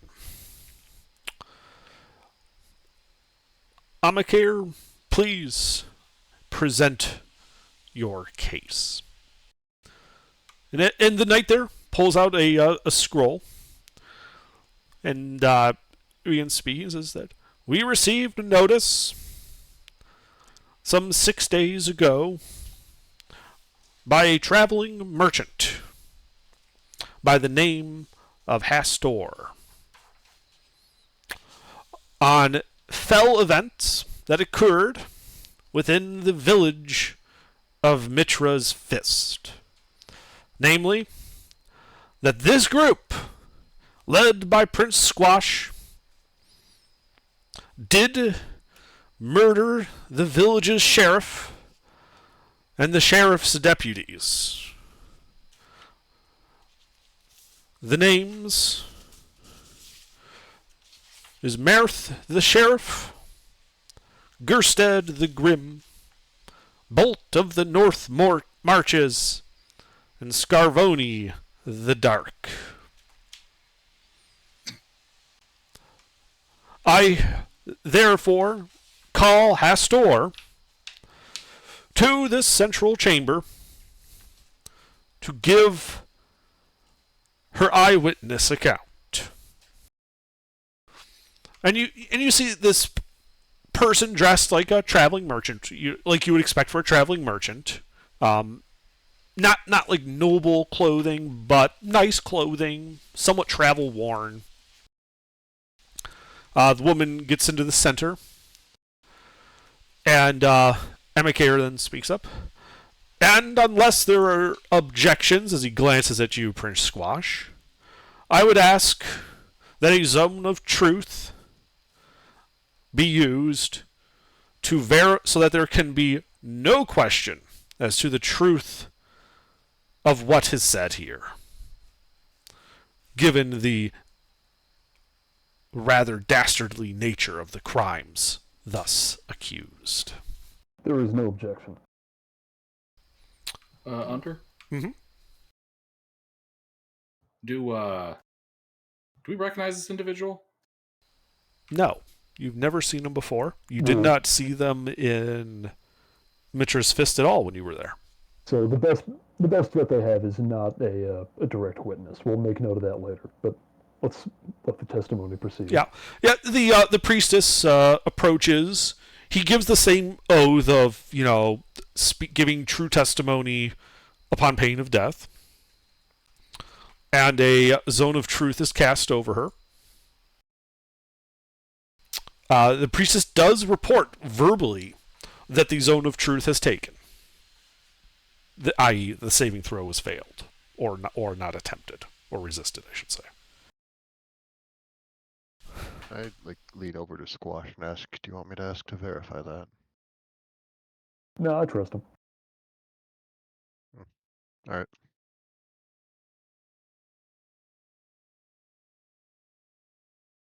Inside check. Are you checking Beta? Or, I'm sorry, Flista, or? The priestess verifying it, I imagine. Ah, okay, go ahead. Go ahead, make an insight check.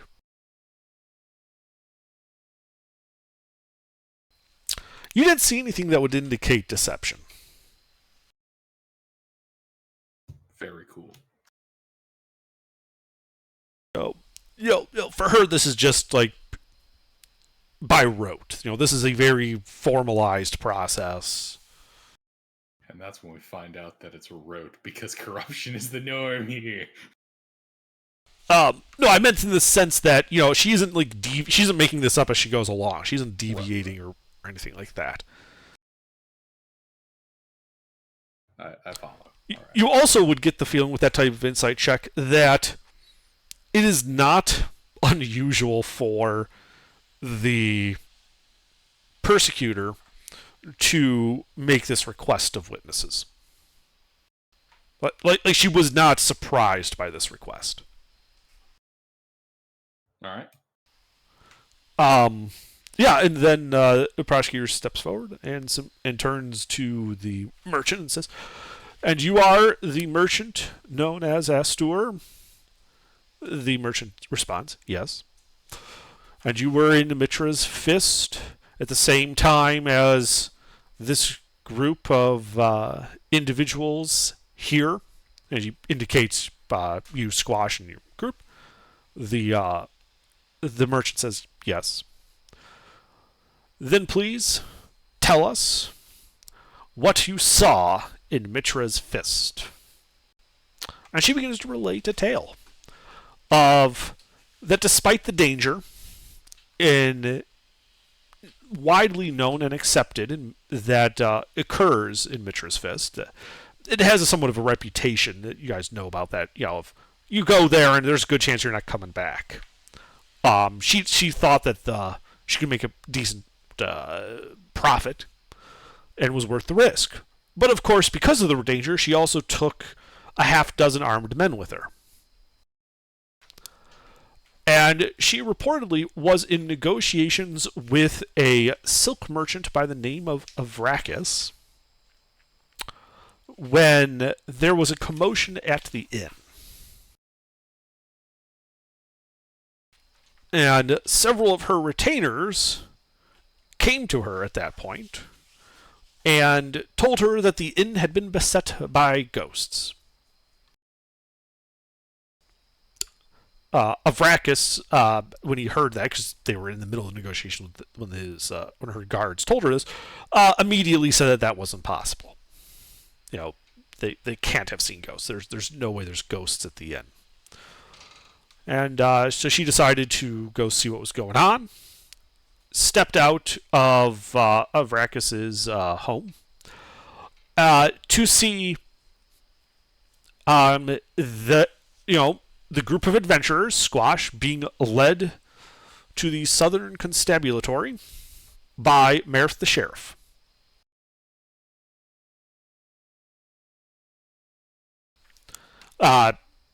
She concluded, based on the fact that they were all covered in flour, that her guards were just somewhat excitable, and went back to negotiating with Avrakis.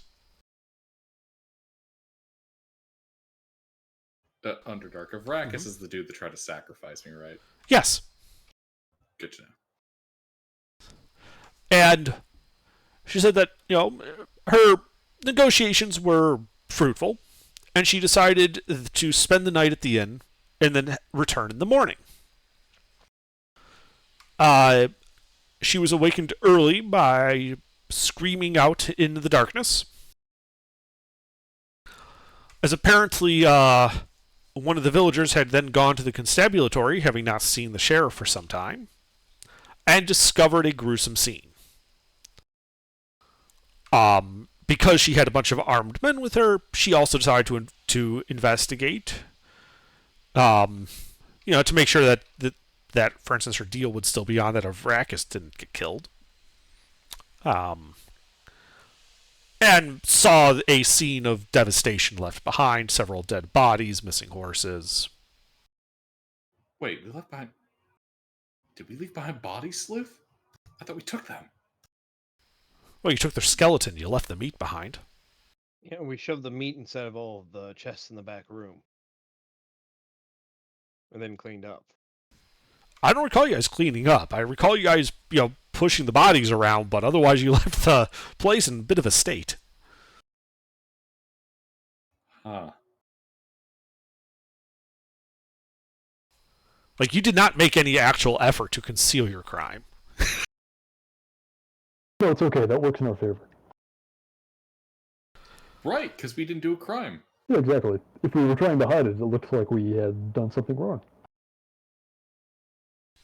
It was at that point that she then says, two of the villagers, Avrakis, the merchant that she had been dealing with, and a woman who, she looks a bit uncomfortable. I was like, I'm pretty sure she was a prostitute, named Melissa, approached her and asked if she would be willing to leave early to deliver news of this to the local lord, as they believe that the adventuring group had fled.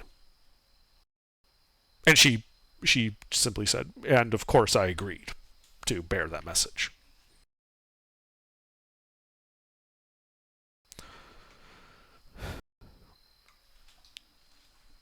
Emekir then turns to Jack and says, "That is all the questions I have." Jack then turns to you, Squash. "Do you, Prince Squash, have any questions for this witness?" I have no questions, only the comment that her witness to the events which took place was indirect and secondhand. For this reason, I do not believe that she would be able to answer any relevant questions I might have. So be it. Astur, thank you for your testimony. You are excused. And she leaves. Inside check. On who? Her. Okay, what are you trying to determine?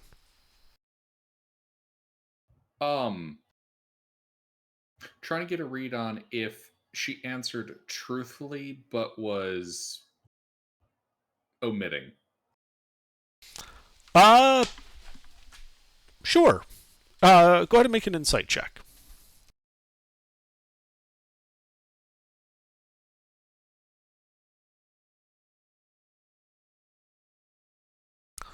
She was,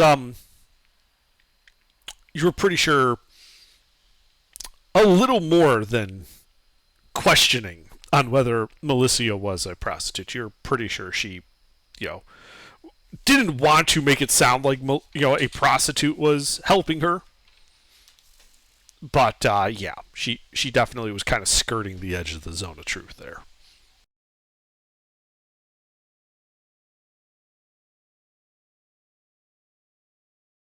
Okay. You get the feeling that her and Melissa might have confirmed that rather directly. Same way you did.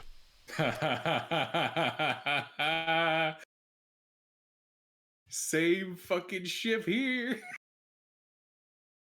But here she is, not missing. Interesting. Anyway, Yep. what do they do Exactly. next?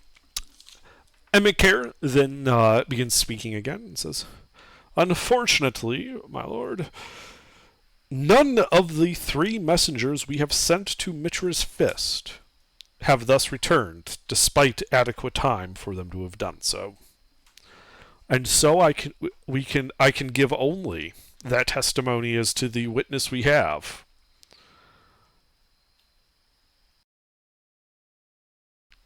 "And ask that you consider it in all your wisdom."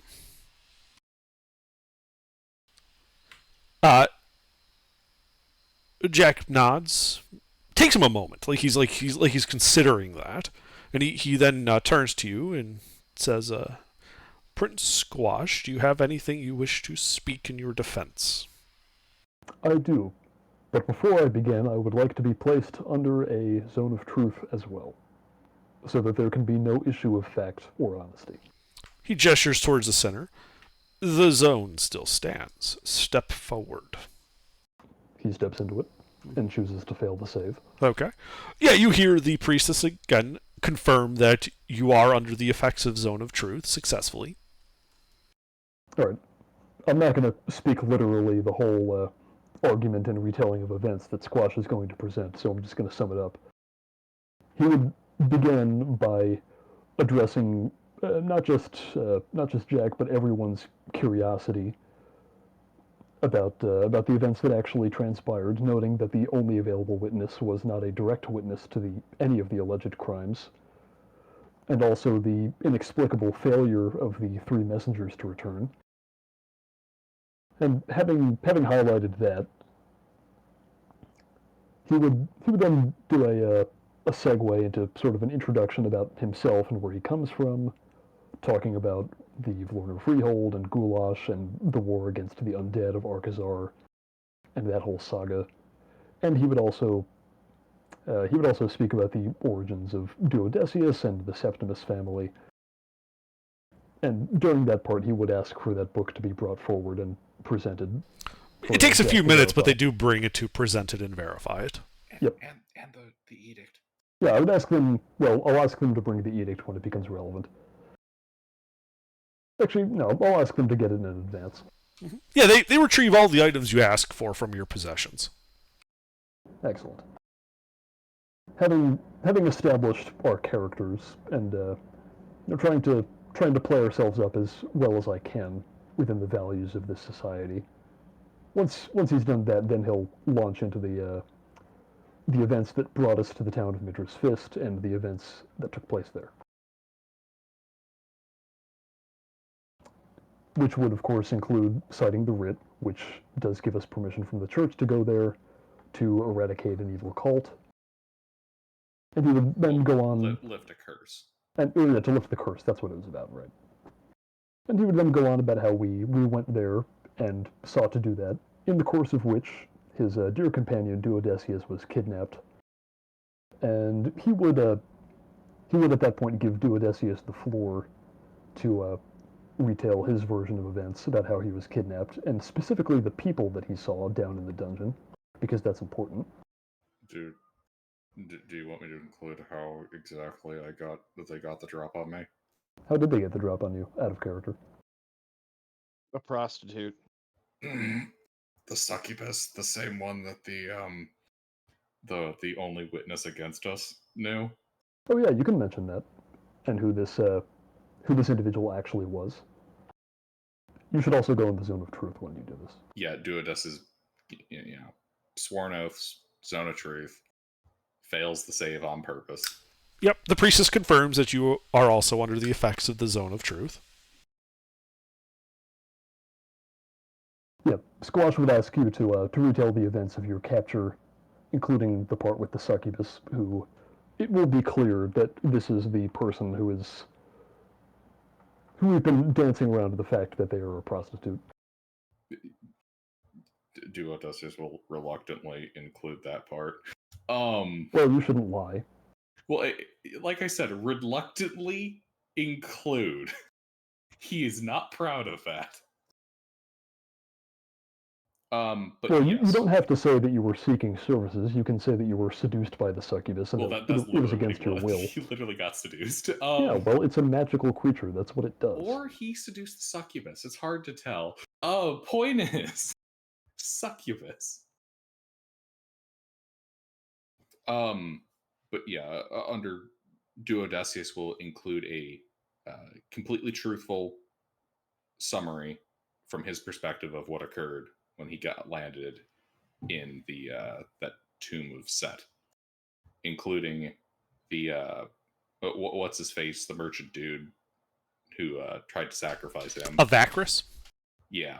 Well, you don't have to say his name yet. We'll get to that, because we saw him again after we left the dungeon, didn't we? You did. We saw several individuals, twice, in fact. Yes. Including some of the people named in those charges who we killed. This is, in fact, part of why I'm mentioning it here. Part of the reason I wanted us to come here was because if we need other people to help us confirm the town. Like, we can't just slaughter everyone, because given the sheer amount of deception going on... Absolute deception, you might say. Yeah. At least to me, it would make sense to include the people that are clearly alive in the dungeon. After all, the Zone of Truth will go, yeah, no, he definitely blasted that dude. Oh, yeah. So I would have made it clear at the beginning that none of what we are alleged to have done is at issue here. The important thing is why we did it. Exactly.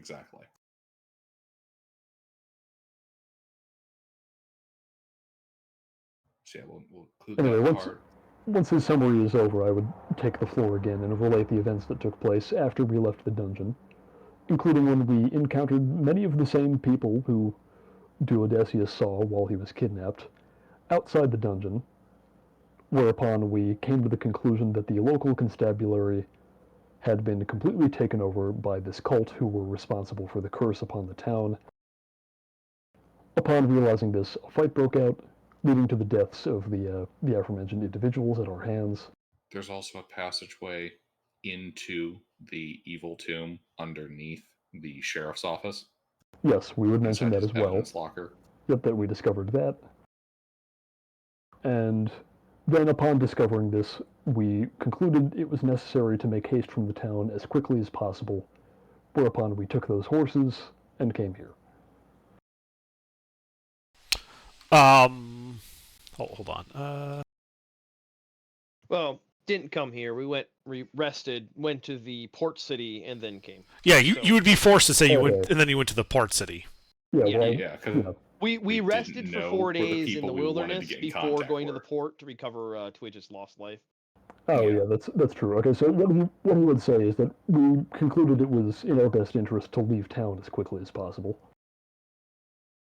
and That then part's true.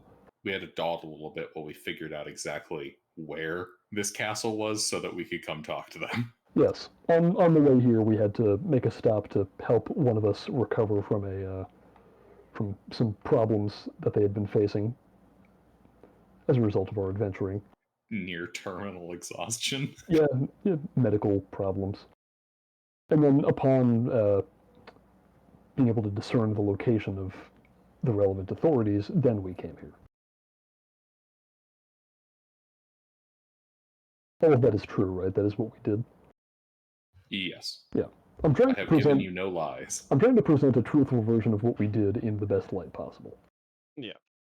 We left the village, took recovery time, went to the port city because we figured that would be the best way to find the authority. From there, learned where the authority was, came here. Yep.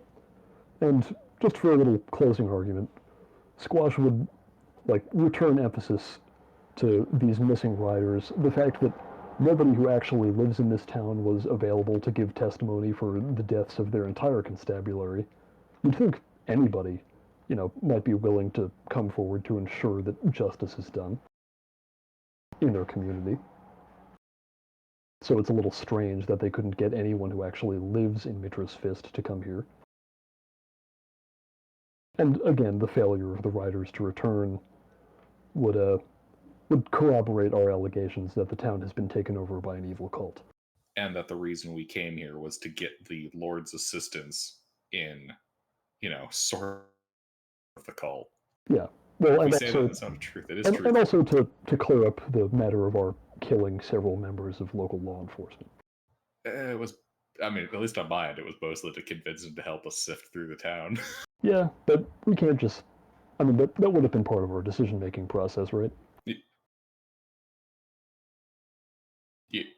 What would And it I have would been? say that we would also be asking for assistance in dealing with this problem because it is a serious problem. Yes. But I think, unless there's anything else that anyone thinks I should say, that's the gist of the whole argument.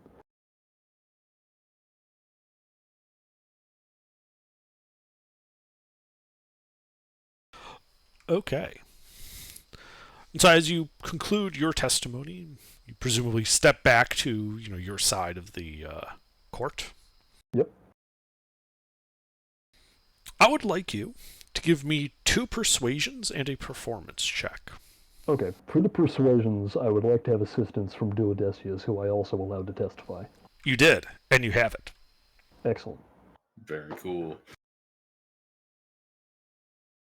Let's go.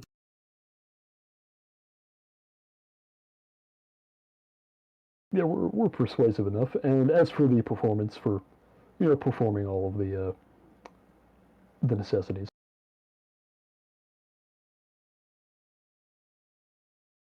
Okay, that's a little better. I think it's clear that Squash is not from around here. It's very clear. And as you're speaking, you can get the sense that, generally speaking, you've got most of the court agreeing that, calling it murder, there's an evil cult, you're backed by the church, you're reasonable adventurers who got caught up in, evil shit going down. Obviously the complaint of murder was false. You fail to convince them, however, that you are in fact a good Of a guy. noble character. Yeah, it's entirely based on the facts. You keep coming across as some skeevy adventurers. Oh, well.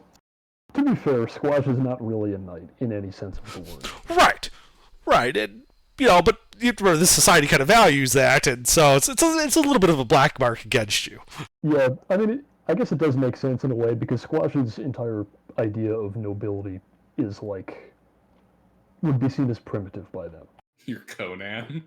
Yeah, well, I mean, his like the whole society that Goulash has made is kind of like that. I mean, he spent a big chunk of his life living with a bunch of giants in a mountain,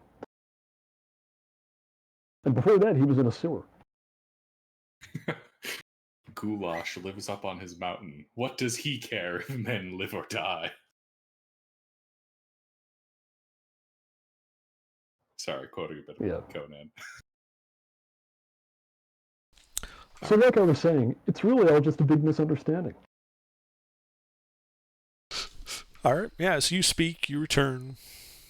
A moment passes, and Jack bangs his scepter on the floor 4 times. And then he stands. I have heard the testimony here. I have considered it and weighed it, and I have made my decision. Prince Squash, you and your compatriots are obviously not guilty of any outright murder. Killing, yes, but justified killing nonetheless. To the charge of horse thievery, you are guilty. However, given the nature of Mitra's fist, a curse that has apparently been confirmed by those in the Holy See, I can find no suitable punishment except to order that you return them to Mitra's fist as soon as is reasonably feasible for you. We accept these terms most graciously. The reasonable clause. I love the reasonable clause. A reasonable person. Then our business here is concluded, and I thank you for your gracious approach to these charges. There are some who might have decided to fight their way out instead. Giving Beta the side eye. And I, in turn, am most appreciative of your wisdom and willingness to see reason.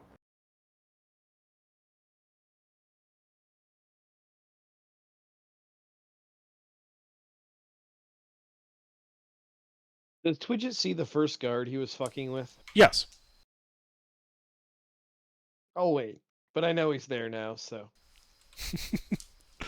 Now that the matter of our guilt has been addressed, there is still the matter of the curse upon Mitra's fist to discuss. We did not only come here to resolve the issue of our killing of those members of the constabulary of the town, but also the continued threat posed by it, and to beseech you for aid in dealing with said threat.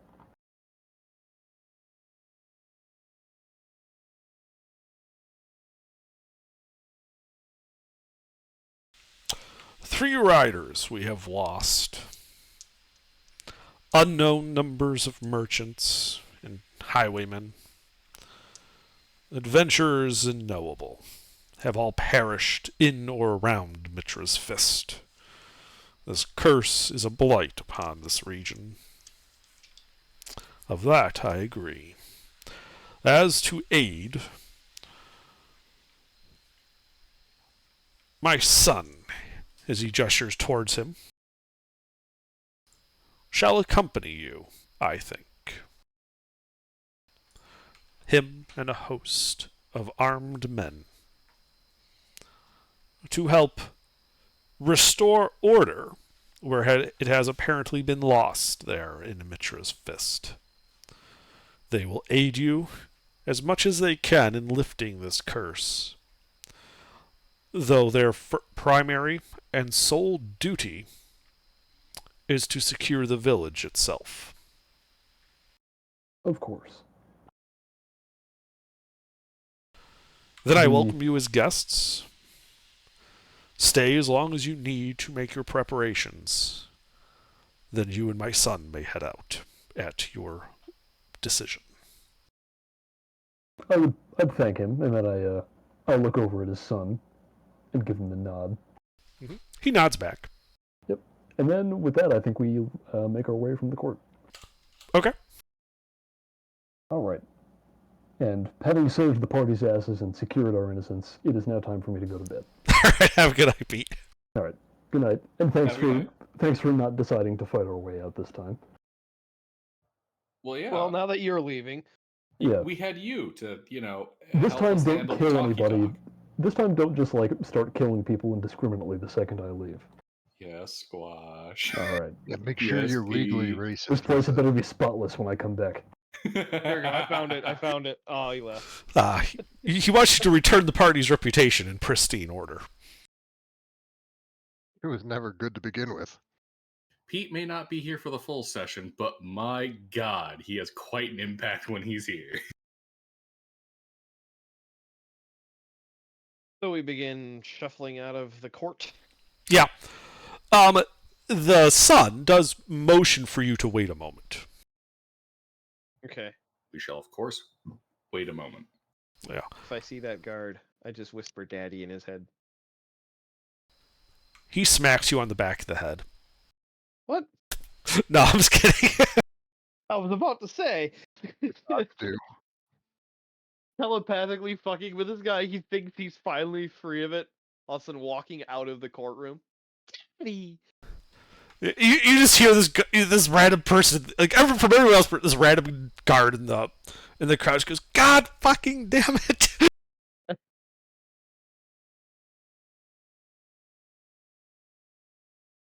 I'd like to leave a town memorable.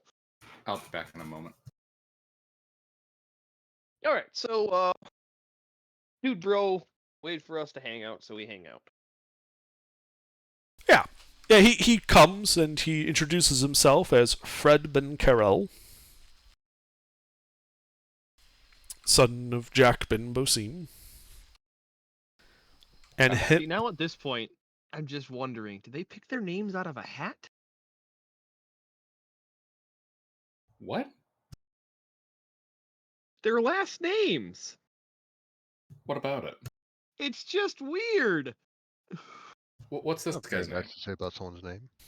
Fred Ben Carel. Okay, I have Ben an idea.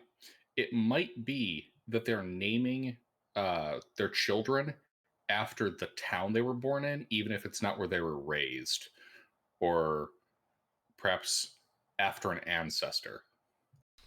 I'm So- thinking that the third name has to be after an ancestor. Ben seems to be the family name. Ben is not. Ben is an article similar to von in German. Oh, okay. Okay, then I was. You are, especially with Duodesi's here in his high history check. So they have like a given name. They don't really have a family name. Ben Carel is a historical figure that is kind of like, you're naming your kid. That name can change over time. The Ben part can change. And it's kind of like an aspirational thing. I wish to be like this known like person. Of the spirit of. Yeah, I got it. Yeah. Okay. Fred, who is like Carel, would be a translation of that. Yep.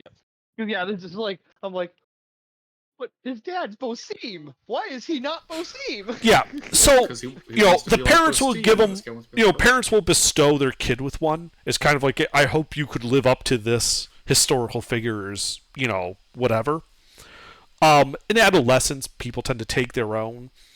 Generally, in adulthood, they might change it a couple of times, but by the time they get to middle age and older, it's because they're kind of known as Fred Ben Carel. They tend to stop changing the name even if their aspirations change, just because that's who they're known as. It becomes their full name.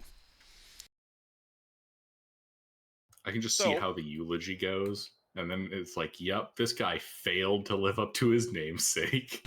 I mean, when they're ragging on people, yeah, it'd be like, if they were talking about, like, Shaban Stav, who was nothing like Stav. I knew Stav. He was not him. He was not that guy. This guy did not have important character and history energy. Yeah, but typically, like, a recitation of their lineage would be like, Shaben Stav, who was son of Samuel ben Bior, who was father to Arnold ben Elior, type stuff.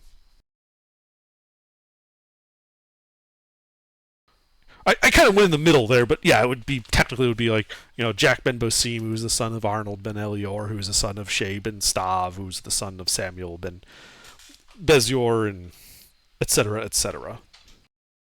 Oh, and random other news, I got new book tabs. I'm so happy. Nice. Nice. The lack of like a familial name in this society is why like a recorded lineage is kind of like something passed down from father to son, and they're drilled on it Because it's a necessity. because they don't have any other way to Yeah. keep track of it. They don't have a family name to trace like you would expect in Ravam or other areas. Gotcha. You know, Okay. Yeah, kind of like part of I their was just curious. yeah, kind of like as they moved away from Ravam, they kind of just lost the whole concept of a familial name and instead took these aspirational ones. That's So actually well- super neat. we're at the Lord's Castle. Do they happen to have, since we're, we gave the explanation. Mhm. We took these horses out of necessity. But we have this carriage now. Do they have horses for sale? That we could, like, So- okay, we're going to return these horses. We have no So issue with that is something that they might have. However, you haven't got to that part yet because Fred Ben Carell has approached you, if you remember. Yes. We must speak with him. Yes. He says, so you're the adventurers who are here to, end Mitra's curse. That would be the aspiration. Good. Of the town, what can you tell me? I have not been there in ever. Duodecius will give him the full rundown. Number of buildings, number of people, names. Is there anybody in this village that you trust? Yes.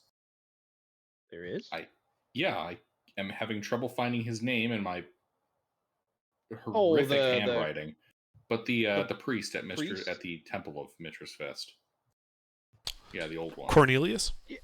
Yeah, Cornelius. Yeah, other than his, questionable sanity, but we think that is being encouraged. It is not his natural state of mind. Is that the right word? That's the wrong word. Like You're he's giving being him drugs to drugged. make him goofy. He has a habit of slipping in and out of focus. Water. They're putting chemicals in the water to turn the priest crazy. Not the potions in the water that turn the priest crazy.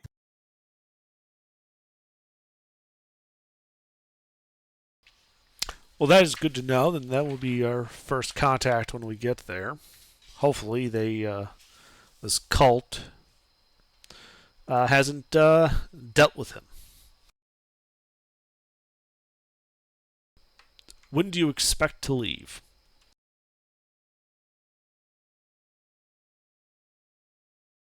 What time of day is it? It is midday, How long is a ride? as would from, be traditional for this. How long is a ride from here to Mitra's Fist?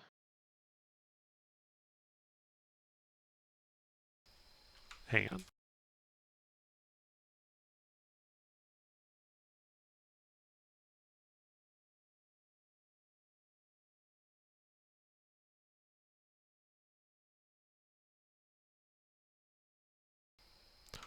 He says it is 5 days from here to the port of Vertorm, and then we would follow the road south to Mitra's Fist, which I believe is a 7-day journey.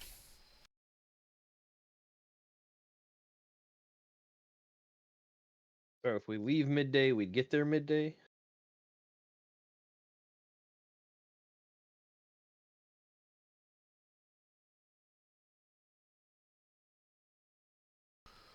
He shrugs as, I suppose that would depend on exactly how fast we ride.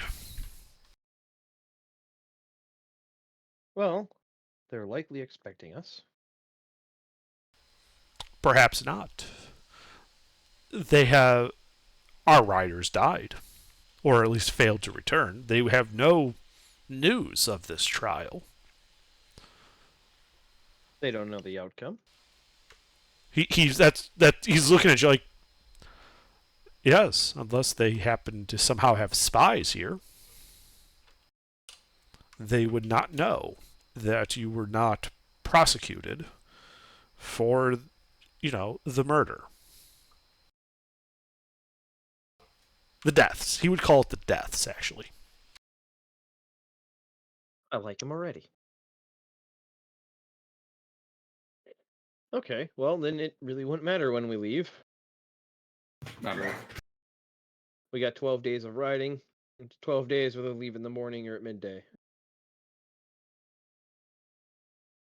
Even if we just cut across the land and not follow the road? Well, if we go over land and we don't get lost, then yes, that would shave off a lot of time.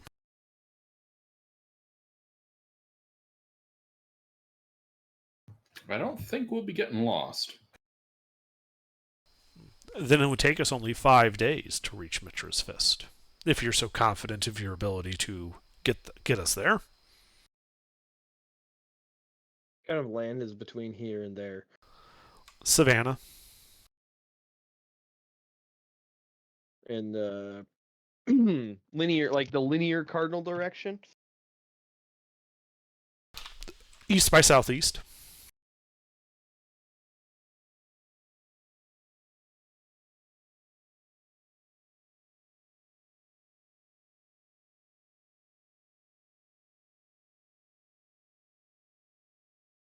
What's to the north of the village? What do you mean? If we went due east, what's to the north of the village? Like if we went due east and missed.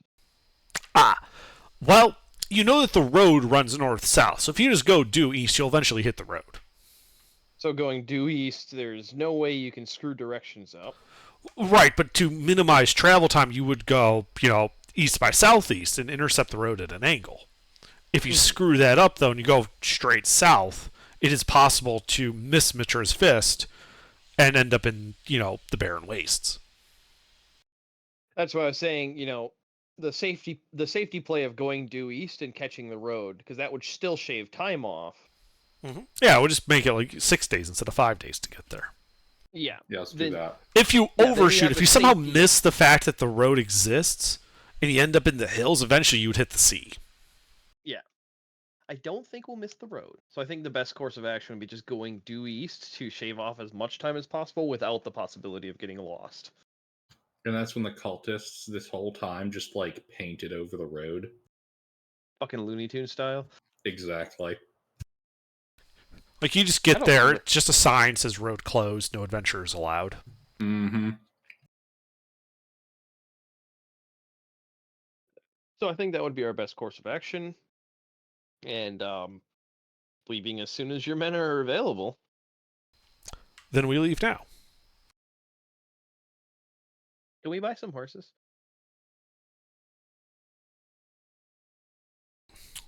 What type of horse are you trying to buy? They don't have war horses for sale here. Yeah, just something to pull the carriage so that when we return the war horses. Oh, draft anybody horses? that's Yeah, they not- got draft horses. Yeah, draft or just riding would be fine too. But draft horses. Your choice. They have both draft and riding horses. Yeah, I'm trying to remember. I think there's slight weight difference. Draft is 540, right? Yeah. Yeah. So draft horses. So yeah, we'll just get 6 of them. Gilbert, do you want some riding horses? Get some draft horses to pull the carriage and then have some riding horses? This is likely the best spot to buy a decent quantity of horses. I suppose so. All right, so then I'll do 4 and 4. Make it nice and even.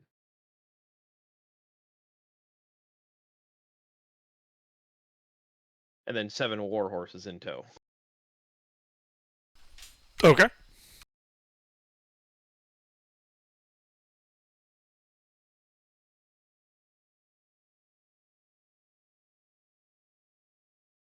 I still love the mental image in my head of that court being like, yeah, these guys are being truthful.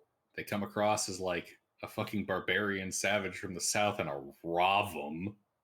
But they seem like they're legit. Yeah, like you should take that as like the Lord be like, yeah, we know that there's some like weirdo barbarians and a Ravam, but in this case, guys, they didn't actually do murder. I know, but they didn't actually do it. Way to play against stereotypes, imperialist and barbarian. I'm a little bit surprised that none of them brought up the self-admitted necromancer, but more benefit for us. Well, that wasn't the focus. That was. I almost feel like that was sarcasm. Yeah. Like he's like, "Oh, yay, a necromancer. Okay, we're gonna crush your toys, threaten you with the fist, but we actually care about the witness of murder more so than the easily defeatable skeletons in our court." I'll be honest, I didn't remember about the necromancy because my notes were only about the murder and the horse thievery. That came up this session, and I just forgot about it with everything else. Oh well, like I said, the we murder can was base. much more important. Yeah, the murder was much more important. We can just say that they would have been like, yeah, admonished you not to do necromancy in Vrya. It's not allowed here. But since the crimes occurred elsewhere, therefore elsewhere is the place that has jurisdiction to prosecute you, and they can't. Wait, that works? It works! More that there is no witnesses that can come forward to confirm that Afflista actually did necromancy. Like, no one saw him do it. That's there in court to testify, so they have no evidence at all to do it. And so the Lord of Mid-Bay just shrink, like, well, then it's up to whoever, you did do it in front of to charge you. I can't do shit. No fine or anything? Okay. Well, no, you didn't do anything. Like, as far as he's concerned, like, taking you into custody, just crushing your undead is more just a sensible precaution. The same way stripping you of your arms and armor was. I'm assuming we got that back. Yeah. Oh, yeah, you got all your stuff back. No, the court's keeping all of our equipment. Which begins the coin counting. It's all there. Most jurisdictions know better than to take the rogue's money, the wizard's spellbook, and anything on the fighter's person. Three things you never take: the rogue's money, the wizard's spellbook, and the monk's alcohol. Besides, if you guys die horribly in Mitra's fist, and his son can just claim it all as spoils and bring it back anyway.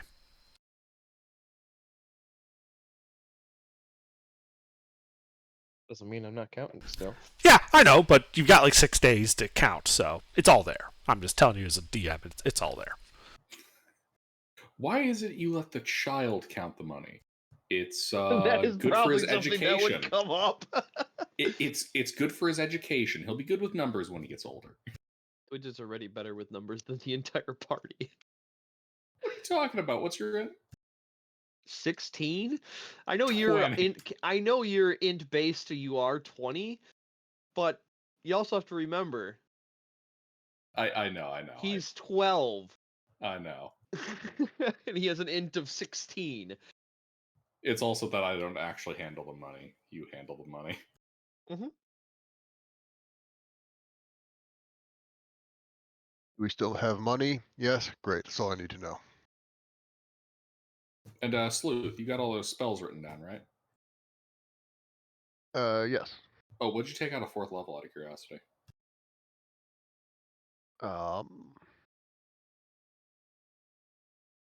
Oh, yeah. Oh, that's right. I forgot to save this. I took don't. I have- took confusion and summoned minor elementals. I know I took. I was going to take fabricate, but it actually doesn't help much. I will have to figure out what to take again. Oh yeah, under that was something that I didn't mention, but like half of Twidget's marbles are gum Arabic for some reason. Funny. Strangest thing. We don't know why. That's why, yeah. That's just like I think that's just gonna be like so. That and Tasha's Hideous Laughter are the only things that have material components on my spell list. So all of my spells, like Shape Water, Firebolt, Mage Hand, everything is verbal somatic. Shape Water is the only just somatic. But everything else doesn't have material components, so Twidget literally just has a bag full of gum Arabic with an eyelash encased in it. So we're hanging out here for a night and then heading out tomorrow. No, we're departing. You said you were Cool. going right now. All right.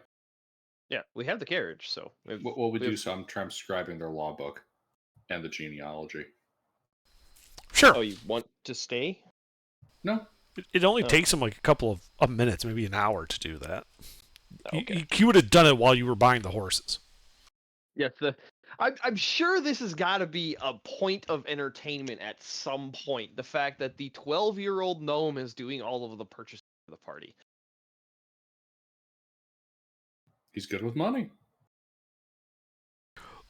Brandy has a The people Proficiency. chuckle, like they think it's funny. They do think it's funny.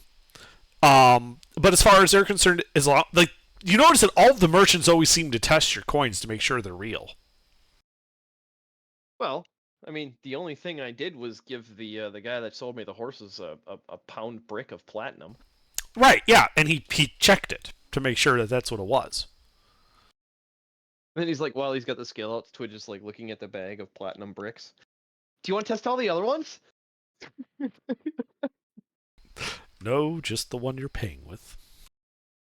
Oh, I could buy more horses. You could. But we No, don't we need did. any. Okay. Twitch will kind of waddle off with 8 horses in tow. Adventures be crazy, yo. Like the scene from Up. Instead of a house, it's a gnome with instead of balloons, it's horses. And I've low key just made off with their book.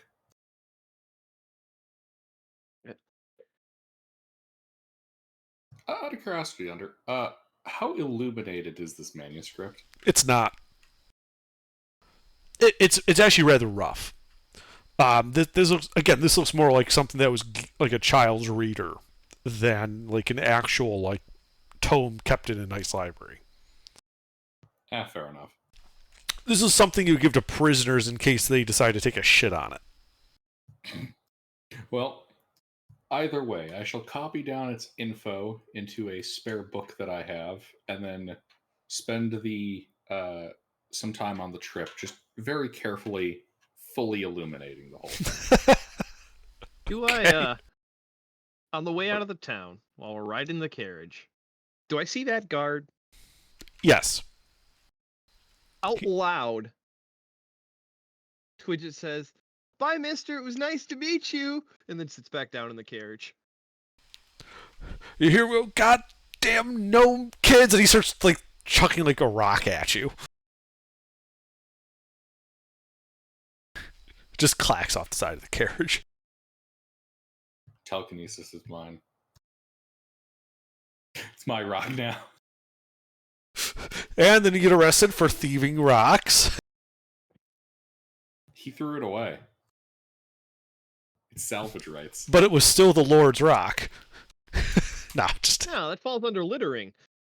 But you see, I'm currently traveling with the Lord's son.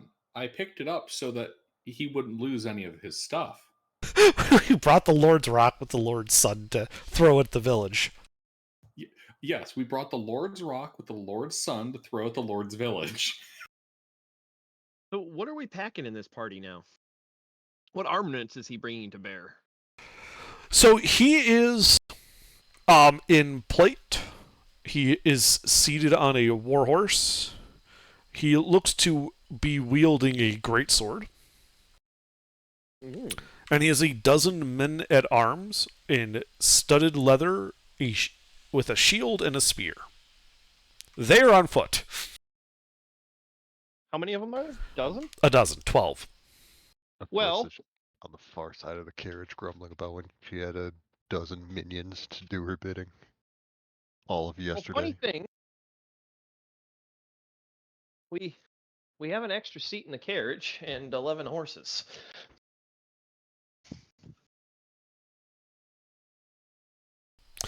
If you offer them rides, he won't object, but he is not buying horses for his men.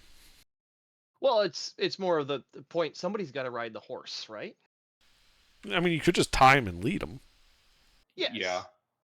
But also, we're going cross country, not on paved roads, so more so for the comfort of the soldiers that are going to be our backup. Well, like we I can said, offer the horse. yeah, and they'll take you up on it. But the Lord isn't going to order you to let them ride, and he also isn't going to take the expense of buying horses for them. From the way they were marching, you get the sense that this is a normal state of affairs. Like, they're not grumbling or anything. They'll happily take you up on the rides. Yeah. So they're riding the 7 war horses and 11 riding horses. Or 4 riding horses, and one of them can just sit on the back of the carriage. Mm-hmm.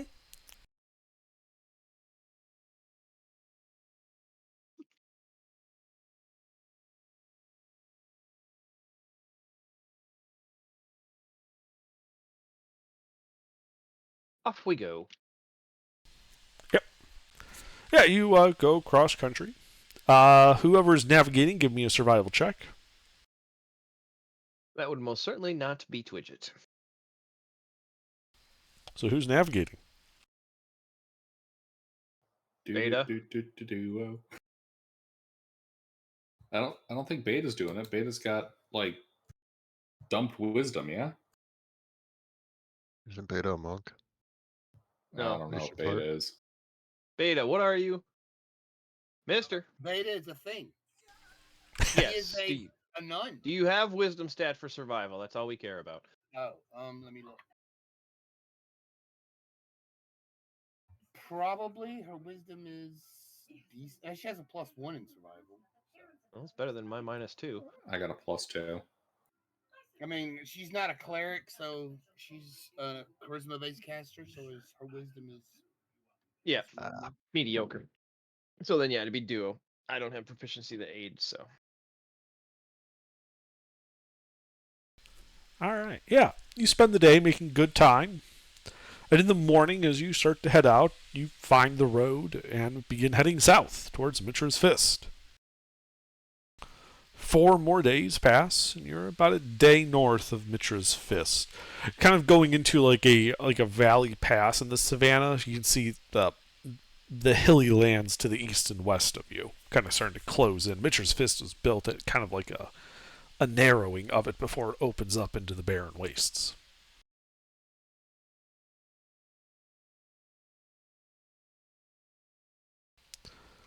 And as you are approaching, you hear calls from the east as you see short archers kind of appear out of the grass and begin peppering you. You guys should roll initiative.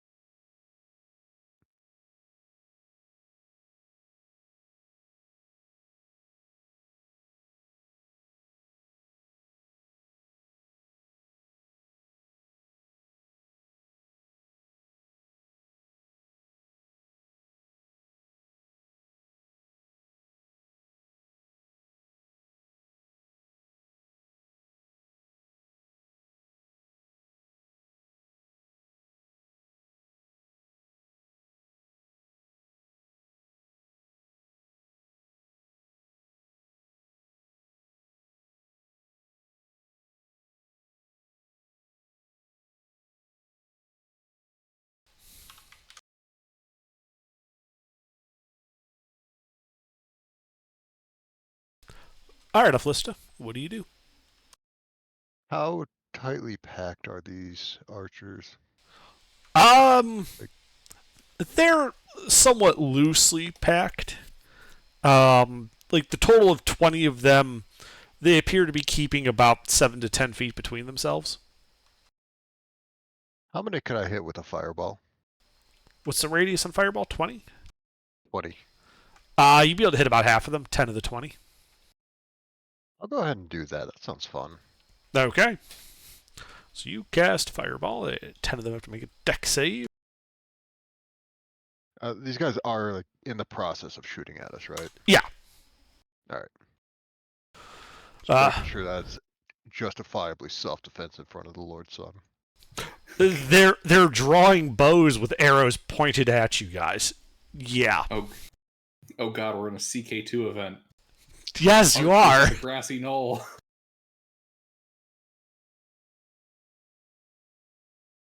If we just left the Lord's Son at home, this ambush wouldn't have happened. So, what's your DC?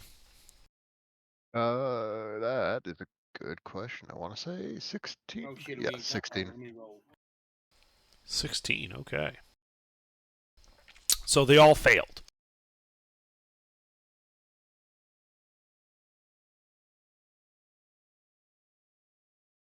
That's it's a bit of damage.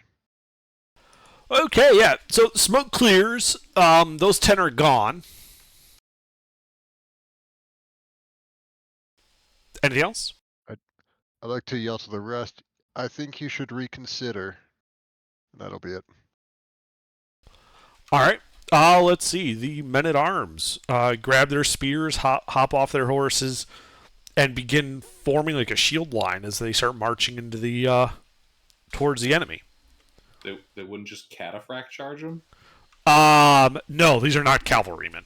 They don't They're know. not trained to ride on horses. They're not trained how to do it. Also, they don't trust your horses to do that. Your horses also are not armored. Mm. Twidget? Let's see. Of the 10 that survived, do any of them look important? You can't really tell. So they all look pretty similar. Yeah. Distance? 80 feet. 80. Fireball. I am not that kind of wizard. You're a lizard. Oh, those damn cultists. Well, then I'll just take the closest one with a crossbow. All right, roll to hit. I'm just shooting out the window of the carriage. Mm-hmm. You miss. Yeah. Carriage is bouncing. We need to upgrade the suspension. That's it. Get some armor plating while we're at it. Okay. It's on the to-do list. So they're just gonna unleash some volleys. Oh shit. Who could have Come seen on, this try to one hit the coming? wizards, you fucking cowards. You can't touch the wizards. We're all powerful. So let's see. So there's a dozen men at arms. The knight, the lord, and then there's the 4 of you. So it'd be 17. I did just polymorph half their buddies into a pile of ashes. Did I just hear a bit of Dawn of War retribution? That's a good point. All right.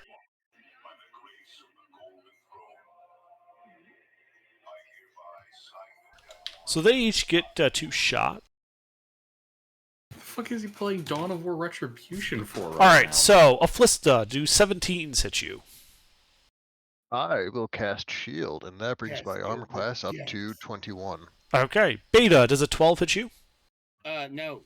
Duodecius, does a 17 hit you? Let me double check my. Yes. A But 7 misses, right? being. Yeah, 7 misses. But 17s are lame. I cast shield. Okay. Twidget, does a 20 hit you? Not to get on the bandwagon, but I cast shield. Okay. The remainder shot at Aflista, given the fireball danger. Aflista, what's your AC with shield? 21? 21, yes. Alright, so only the crit hits you. For 11 points of piercing damage. You then notice that they're beginning to run away. as they move 30 feet east. Duodecius. They move 30 feet east, you say? Sorry, yes, east. They are 110 feet from you. All right. Well, did you know? Do I have line of sight on them? Yeah, I mean, they're visible. The road is somewhat elevated to provide for drainage, and it's a savanna leading into hills off in the distance. So you've actually got a pretty nice shot at them, except for the occasional scrubby brush or tree. Uh-huh. Man, I hate being rote, but fireball. Okay.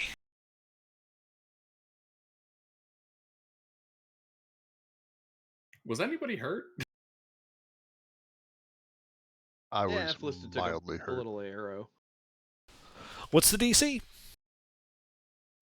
Hey, two of those little fuckers passed.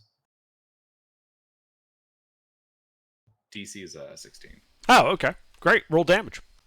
Maybe they live. Don't get your hopes up too much under. I hope some of them live.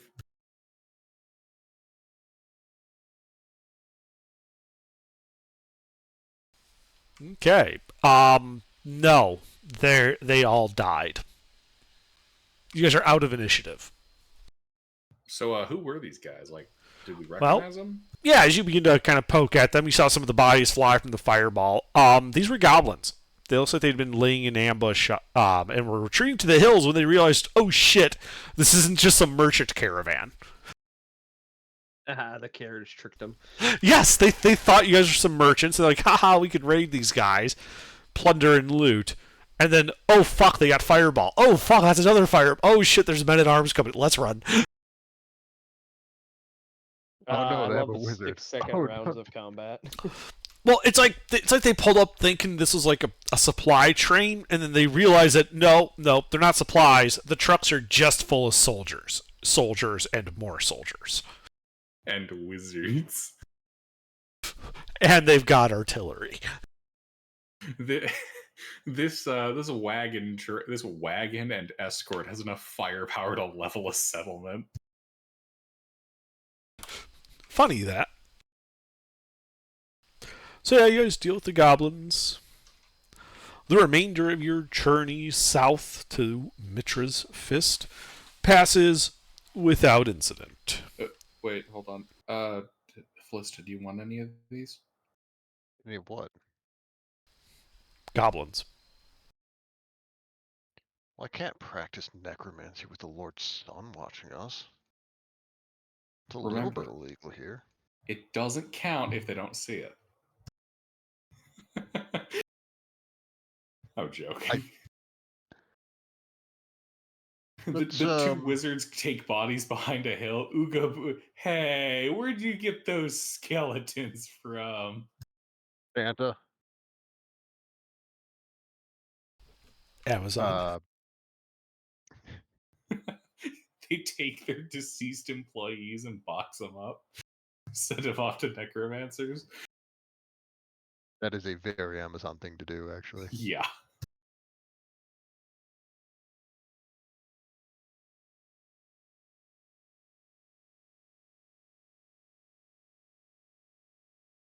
No, but we'll swing by on the return trip if the Lord's Son separates from us. We can pick him up. Oh yeah, and if we're lucky, nature will have taken care of some of the meat. I don't care too much about that. What are they gonna do? Put some extra seasoning on my skeleton minions? All right, let's keep going. Yeah. So you guys are on the road, kind of coming over, around a bend, and you can see, the hills that have the basilica on it. A circular white marble tower, a winding dirt path leading from the front of it down the hill into the remainder of the village. It looks much the same as when you were last here. You can see the inn and of Vracus's house. Off in the distance to the south, you can see the constabulatory. Because you did manage to not burn it down, at least. Fireball. Note to self, fix that. Felista, how many fireballs do you have? Do you think the Lord Sun will be returning with us? And do we get an hour rest? Oh yeah. Under how much time passed between us being here and the fireballs? A day. You would have had a long rest between there. So I have 5 fireballs. I also have 5 fireballs. Wait, how do you have 5 fireballs? I mean, I'll need to take a short rest for it, but Oh, I gotcha.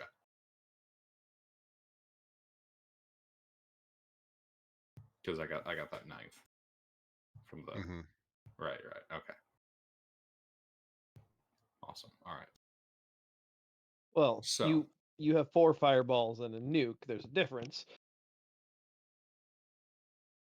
I kind of like saving that 9th level spell slot. Yeah, for magic missile. I do love the ability to just be like, and you can't get away from this bullshit. Just delete a person's health bar.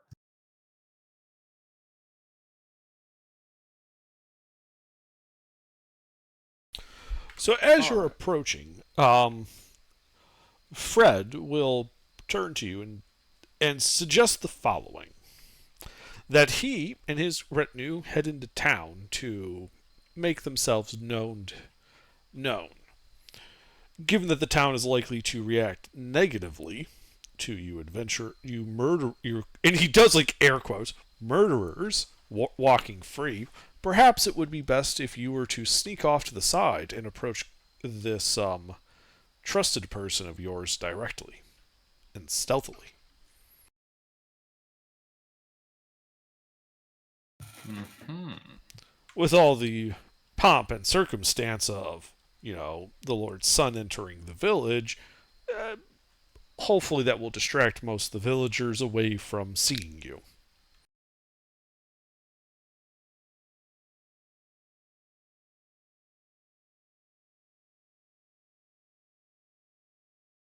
Makes a lot of sense, I think.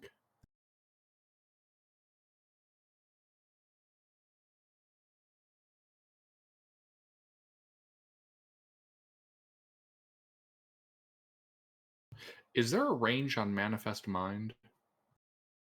I believe so. Oh, it stops manifesting if it's over 300 feet. There we go. Yeah.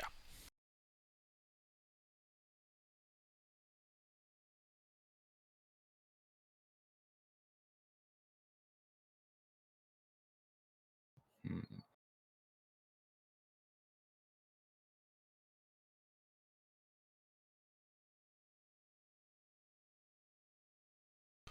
So, what do you guys do? We follow his suggestion, and we go and meet with our trusted ally, And who's that? the main priest dude. I swear to God, I have. What's his name? Cornelius. Cornelius. Thank you. I thought it was Sorry. like Chris or something. Yeah, so you guys can see that a worn path leads up the side of the hill to an unassuming hovel. It is situated on the edge of the village, and the dilapidated structure is composed of mismatched fieldstone crudely plastered together with mud. The sagging roof appears ready to collapse, and along the side is a carefully tended garden of vegetables and herbs, contained by a makeshift stone wall. Anyone have mold earth? Funny you should mention it. Oh, I actually do. You want to give us a trench we can use to approach stealthily? Yeah, I'll just make a little defilade for us to stick behind. Okay.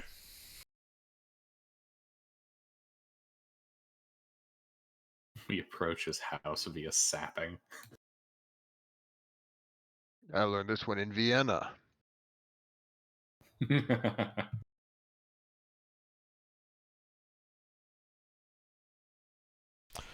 All right. Well, why don't you all give me stealth checks at advantage then?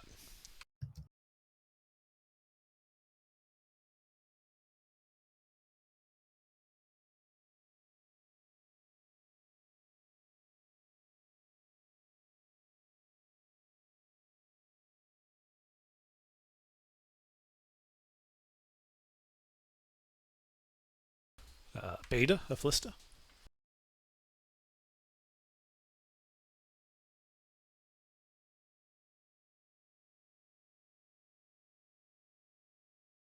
Remarkable mediocrity.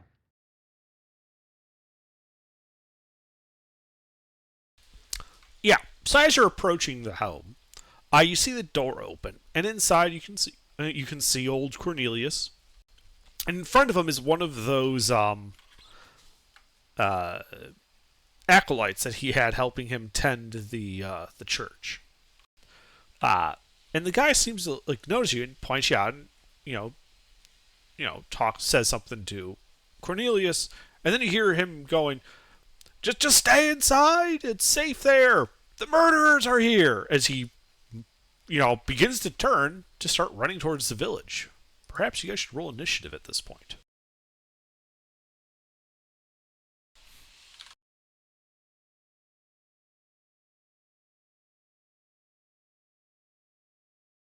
So, are we cooking this guy for snitching, or do we want to hear him out first? Remember, he might be under the influence, so. Take this other guy alive. Cornelius is fine. But the snitch, we take alive. All right, Aflista, what do you do? I. How far are they? They are, they see you, about 40 feet away.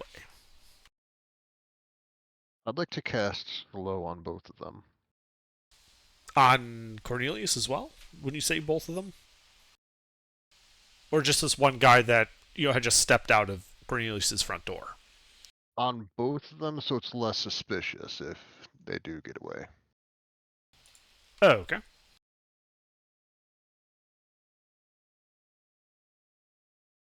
So there's that guy, and of course I accidentally closed the Cornelius stat block. I didn't think we would need him for combat. One moment. Yeah, I'm doing this just to keep up appearances. Of being bloodthirsty murderers? Okay. Yeah, I'm a little confused why you're hitting up Cornelius. 'Cause if we're No, If we're Flista, using- you're overthinking it. maybe, probably. Cornelius is not a threat. And what you're saying doesn't make sense for using it as a cover to also attack Cornelius. We're trying to keep Cornelius alive because he's the only one that's, not a part of the cult. I'm sorry, what was the save for slow again? Wisdom? Wisdom.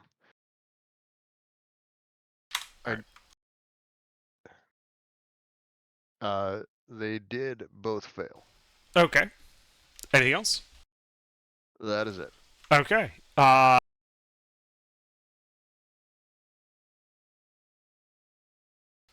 Yeah, this guy is going to turn and take the dash action and move 30 feet towards the village. Distance to village? The village is 10, 20, 30, 40, 50, 60, 70, 80. About 100 feet before he gets within shouting distance. He's moved 30. But that's all he can do because he has been slowed. Twidget.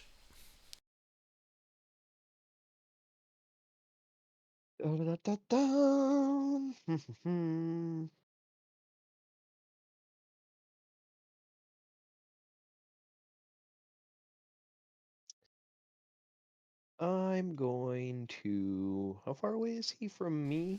70. 70. Yeah, he was 40 and then he moved 30. Okay. We're gonna turn him into a Skyrim guard. Gonna shoot him in the knee with an arrow? Yep. So to be clear, you're shooting him with an arrow. Yes. Okay. You know that there's no non-lethal option, right? Can I snap the tip off? There is no non-lethal option at range.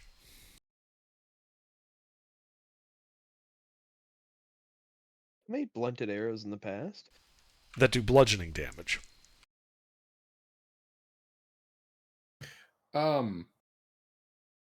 Ruffles. Hmm. If I'm reading this right. Oh, wait, no.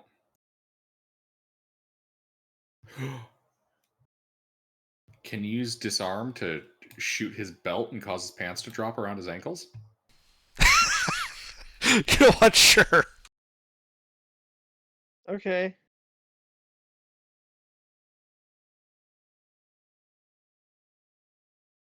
I need to make bola arrows under.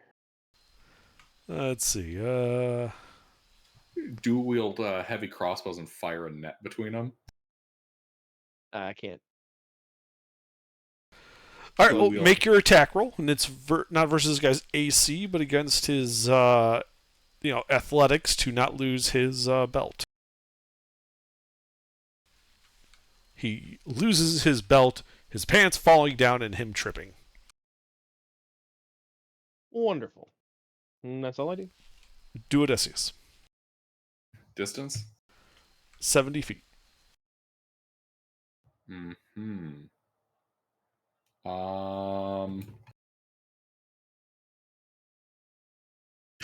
Man, fucking times like this make me wish I had sleep. Bonus action, expeditious retreat. When you cast a spell. Am I able to immediately dash with that, or? I believe so. Oh, cool. I'm hauling up to him. Yeah, as part of the casting, you can do it. Yeah, I'm gonna haul all the way up on this guy. Okay. So you have at least 35 feet of base movement. No, just 30. So you're 10 feet behind him. He's 70 feet from you if you move 60. And then if you move 60, because you dash, you're 10 feet behind him. 1 second. Would jumping give me any extra distance? No, it does not give you extra distance. Can you not just action dash? He could, but he hasn't yet. After his That's what I'm if like hurling myself at him gets me any extra flight speed. No. Light speed, you're trying to take off now. Yes, do Odysseus has his arms out at his side and going like a plane. No, sure. Everyone thinks you're trying to Naruto run. God, no. No. Fucking kill me now if I ever do that. Fire to wizard. If anyone ever mind controls my character and makes me do that, just kill me then and there. There's nothing worth living for. I'll action dash up on and just I'm going after this guy. Action dash. I'm up on him. Okay. Yeah, you run up to him. Anything else? That's all I can do. All right, Aflista. I'm going to go ahead and use my action to dash and catch up with Duo. Okay. So you have at least 35 feet of movement then? I do not. He's 70 feet from you at the start of your turn. I will try to catch up to Duo and fall Okay. 10 feet short. Sure. This guy... Oh, wait, I didn't get the guy the wisdom save at the end of his turn for slow. Are we still in combat from the same one? He's still slowed. No, this is now at the village. Oh. No, well, this guy, we killed those goblins in 6 seconds. this guy's going to still be slow. He's going to take the dash action and keep running towards the village. This will provoke an attack of opportunity from you, Duo. Isn't he also prone because he tripped? I forgot about the trip. Thank you. So he picks himself up. What? And his pants are down. Yeah, his pants are down. He just leaves his pants, stands up, and and is pantsless, and is going to move 15 feet towards the village, taking the dash action, which will provoke an attack of opportunity from you, Duodecius. Yeah. Guys, do I grapple or cast bonk? What is cast bonk? I use the butt end of my wizard knife and I whack him on the back of the head. Well, he hasn't really taken any damage, so he's probably at full health. Probably also just some dude with like 6. Yeah. Let's try it. Let's try a wizard knife. Okay, roll to hit.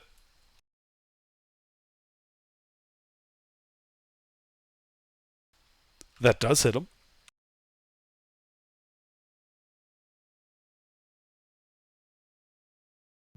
Six non-lethal. All right, that bloodies him, but he is still up as he moves the 15 feet away from you. So this would have mean 45 out of the 100 that towards to the village. Twidget. So he is 60 plus. Well, you didn't move, 15. right? Yeah, I'm still stationary. So he is 85 feet from you. 85. Okay. And pantsless. So 85 minus 25, 50. That'd still be 35.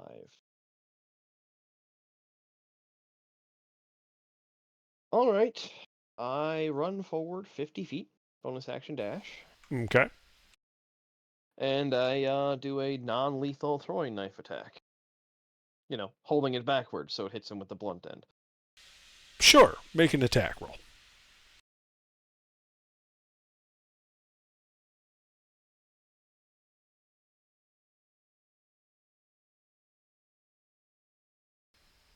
You hit him. Roll damage.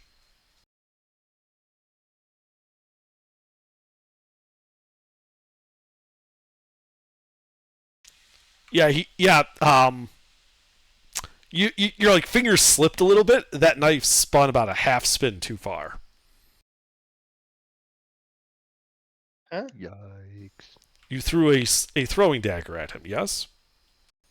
But held in reverse so as to hit him with the blunt end? Yeah. Yeah. You nat 1'd that. You accidentally slipped, and the blade spun an extra half spin. The bladed end hit him. Figured I would have hit Duodeci if I nat 1. That's why I threw it.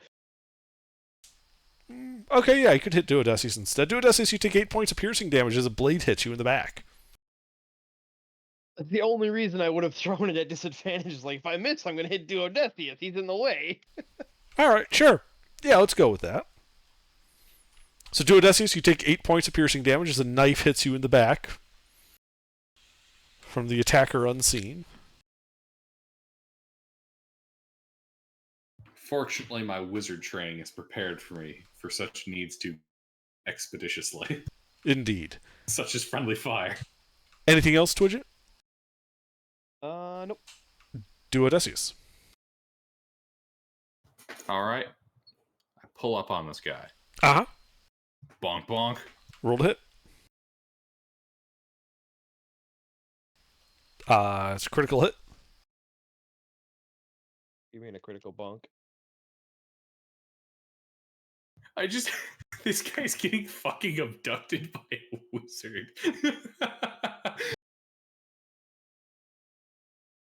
A wizard with a fucking billy club. And he's out of it. You guys are out of initiative. As he collapses to the ground, pantsless. Fallista, grab his arms. I'll grab his legs. Or do you want his legs and I'll grab his arms? I'll grab his arms. You can deal with whatever else is going on down there. All right, I'll grab his legs. I ain't touching that third leg, though.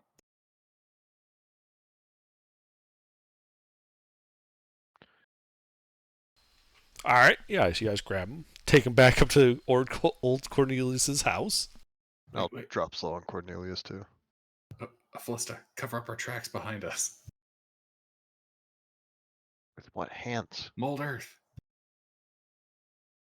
You want me to unmold the entire trench line we made here? No.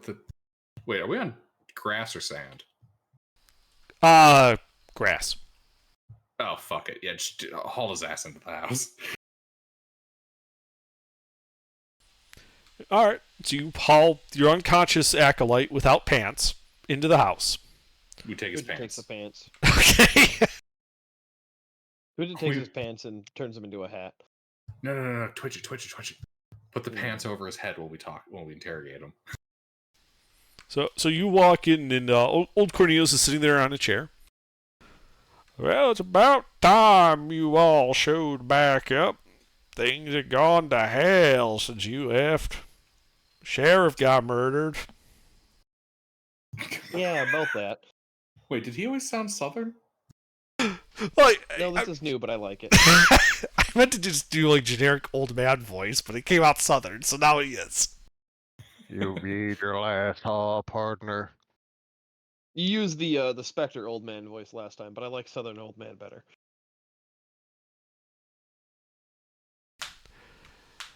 Well, what are you waiting for?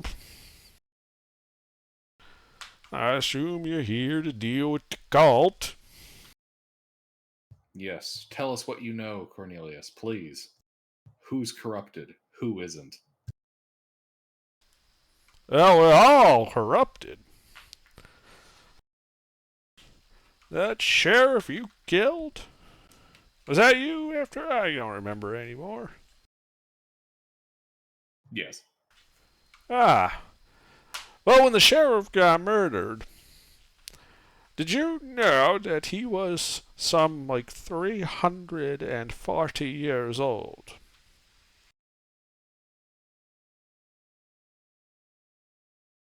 The sheriff is 340 years old?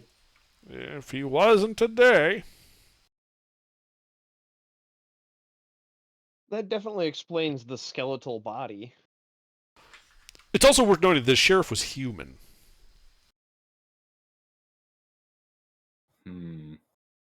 Let me make a guess here, Cornelius. They're sacrificing people to Set in exchange for immortality? I think you got about the rights of it. Unfortunately, I think it affects everything in this valley.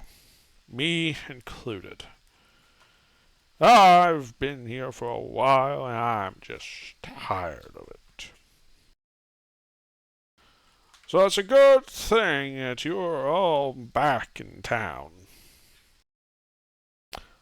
Don't know what the fancy pants down the hill is doing, but I assume you're here to deal with the cult of Set. We are? How much danger is the Lordling in? Oh, I don't think he's in too much trouble as long as he doesn't go sticking his noble nose where it don't belong. The cultist will play along and see to it that he doesn't see anything untoward, and then they'll send him on his way. Happy to keep the cursed reputation, you understand, but unwilling to bring the ire of the entire kingdom down on them for killing nobles. Merchants are one thing. No one really cares about them. But the nobles? Oh, there'd be a squad of paladins in here before you could finish breakfast. Funny. Our paladin's currently using the restroom. So you're the only one in town that's not tainted by the cult? I'm just making absolutely certain. As far as I know, of course, we don't exactly talk about these type of things, you understand? The townsfolk had been, occasionally sending acolytes to learn under me for keeping the Shrine of Mitra running. But I think they are just keeping an eye on me. I think they're worried, you see. What's not, some days ago, the sheriff got himself murdered.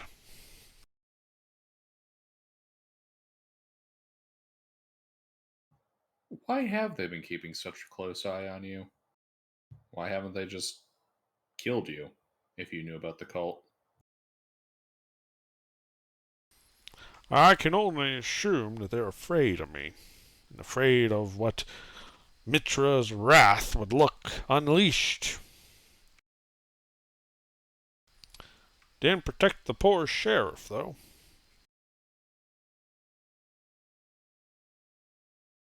What do you mean the poor sheriff? Wasn't he a cultist? Oh, he absolutely was a cultist. Damn fool got himself murdered not like 6 nights ago.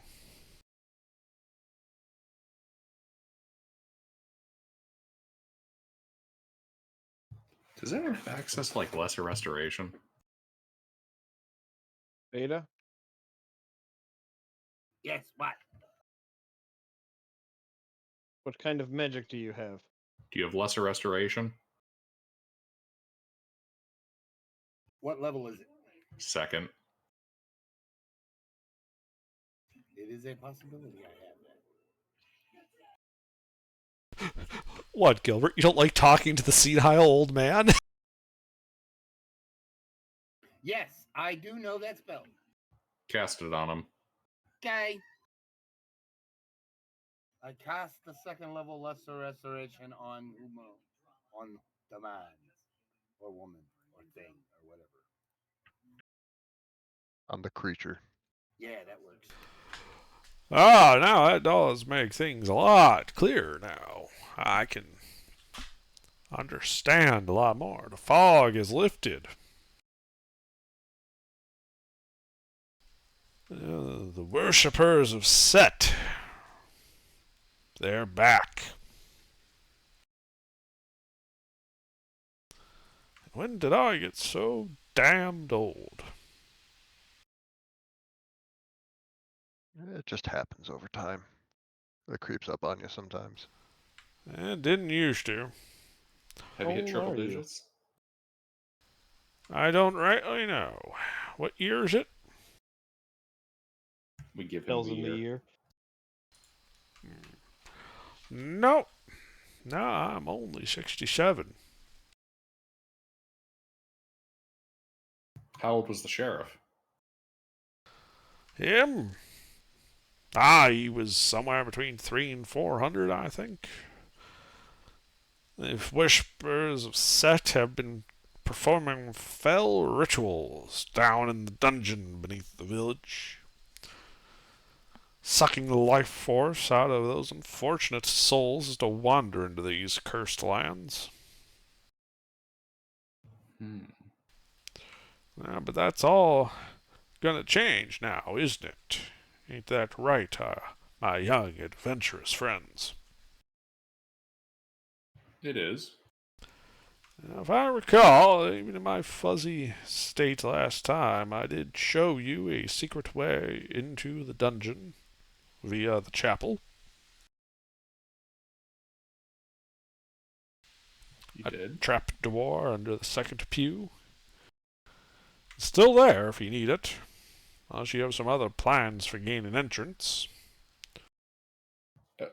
Actually, that brings up a good point. Hey guys, serious question. Are we slaughtering the town?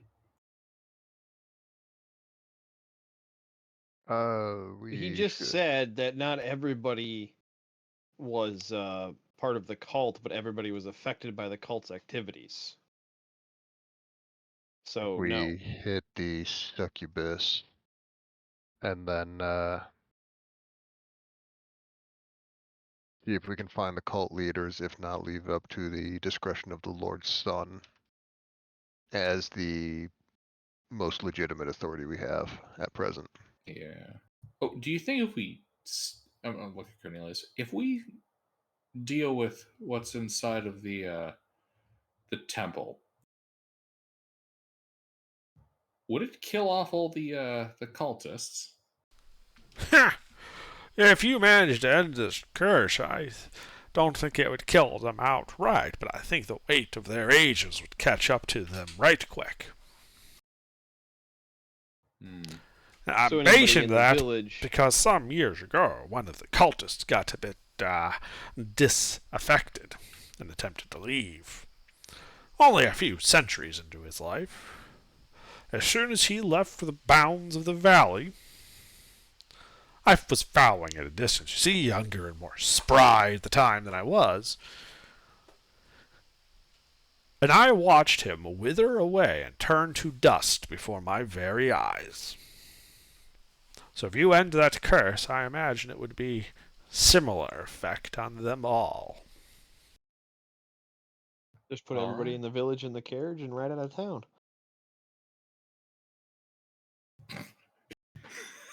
Just All the cult members will disintegrate. Everybody else will be fine. fucking abduct the town. Oh, yes, Lord, we figured out what we need to do. We need to kidnap the entire village. What? Actually, We'll do like a stealth game. We just keep knocking people unconscious and hauling them off to a dump site. Yeah, the ones that we carry all the way to the dump site, they're fine. Anybody that once we get, a mile or so out of town disintegrate, well, they're not fine anymore, but they're not a problem anymore. what about a not so natural disaster? Blood. Like a rain of fireballs? Give the town a reason to evacuate. Yeah, but the cultists would stay. They just go down to their dungeon. I mean, the joking aside, we're gonna go down to the dungeon and turn the curse off. Like, I Yeah, just thought it was but- humorous. Like, yeah, just load everybody up in the carriage and ride out of town. Once you see the dust trail, we know we're good. Actually, out of curiosity, how many people live in this town? That is a good question. One moment, please.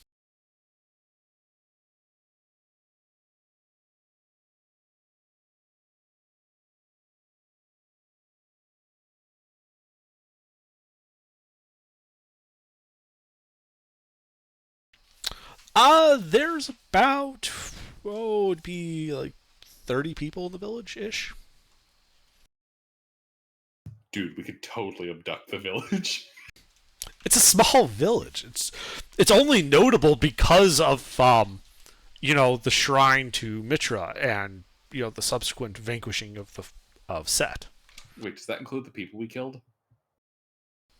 Yes. Less than 30. We could actually do it, guys.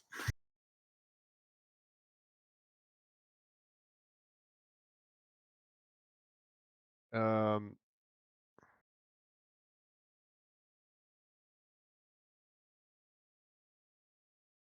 The main reason I propose we do it this way is actually the goofy novelty of doing it. But again, the problem is going to be the resistance of the cult members that obviously would not willingly leave town. Duo's just going to look pointedly at the unconscious cultist.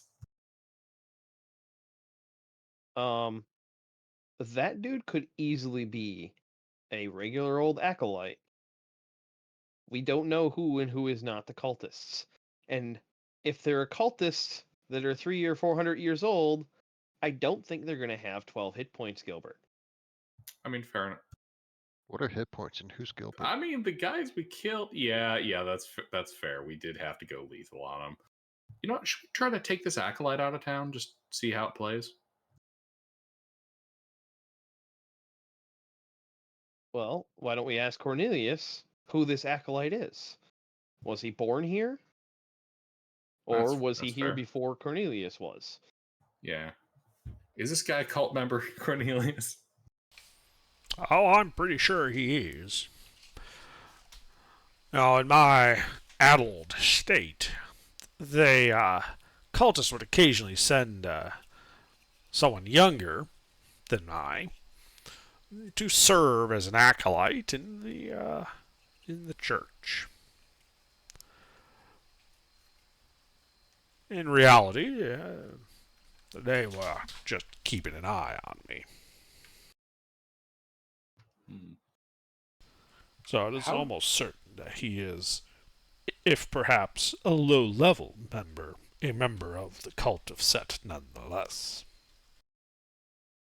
I have to ask, how did this pathetic state of affairs in Mitra's Fist come about? Gradually, subtly, by the time we realized just how far gone everything was, it was too late.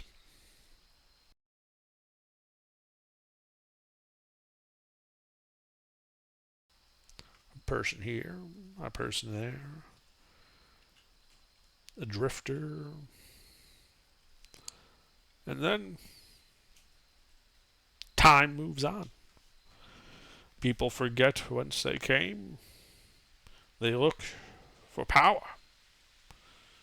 A few power-hungry individuals convincing the rest to go along with it goes a long way, especially when done in the dead of night and in secrecy. Eventually, I was the only one left. But now that you are here, that state of affairs need not continue.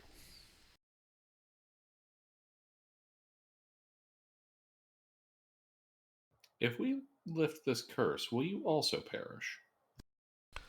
Eventually, I assume so. I'm old, damn it. Of course I'll die eventually. If you mean immediately, I doubt it. I'd like to see the looks in their eyes when they begin to age. That, I think, will be worth sticking around for.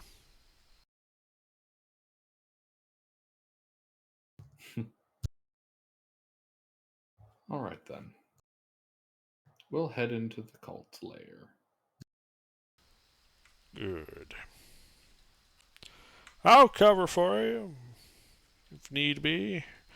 Never saw any adventurers, if you catch my drift. Don't know what I'm going to do about this fellow. Hey. You can always bring him with us. That liability into the dungeon? Yeah. Your call, I suppose. Ain't nothing I can do to stop you. Personally, I would just kill him and be done with it, but your call.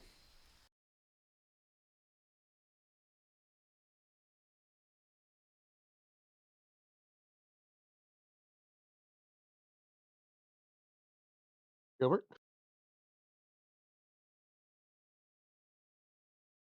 Hmm.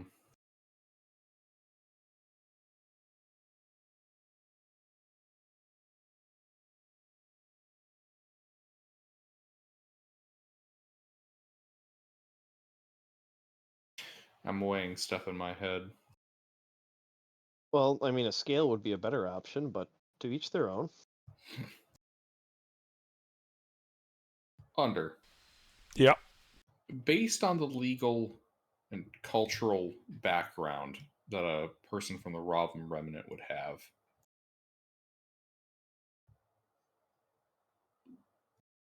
what should be done with this cultist?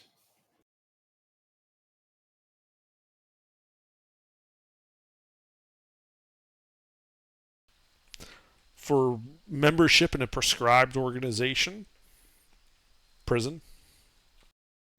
Is Set prescribed? You're making an assumption that he is in Varaya. After all, they built a village around a paladin who basically was like going around like making sure that this lich was dead. So, worshipping a dead lich seems like the kind of thing that would fall under a prescribed organization.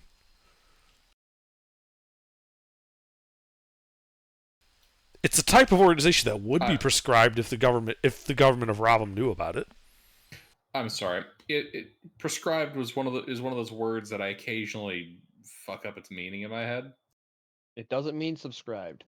No, like prescribed isn't prescription. It's authorized. That's the No, proscribed is what I'm saying. right. Like I said, I had a word meaning brain fart there for a moment. Yeah, no worries. Inverted the meaning. Yeah.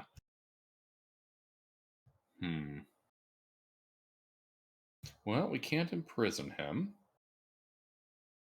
so we'd have to commute his sentence through another means. He can work off his sentence.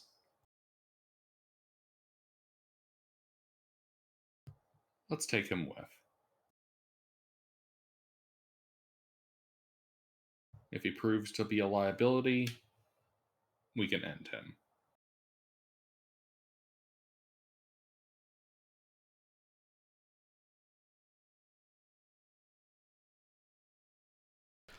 All right. On your hedge be it.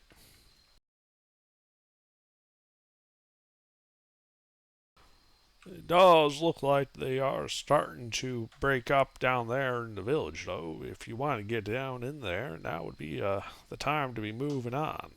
We skedoodle. All right. So you guys move over to the chapel, the shrine, I guess is what it's called. You enter into it. You can see that the pews are all laid up, like set up, I should say, in front of this statue of Mitra. You proceed to the second pew, and as you kind of shift it around a bit, you can see the hidden trapdoor under it.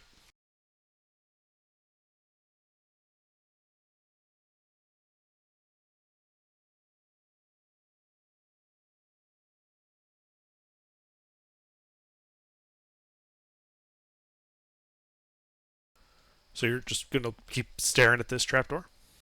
Nope, we're going in. Okay. Yeah, you open it.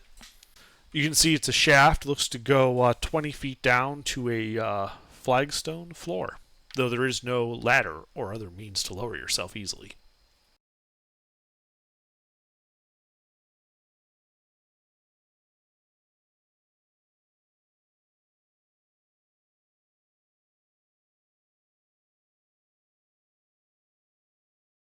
I believe we can use rope. Okay. So you just tie the rope off to a pew. Yep. All right. Tie the rope off. You rappel your way down into the dungeon. You can, as you enter it, you can see that this 30-foot square chamber has finished walls and a flagstone floor. The chamber is awash with soft illumination and the tinge of burning incense, though the source of both are indeterminate. To the south is a set of sealed stone double doors. To the west, an open archway.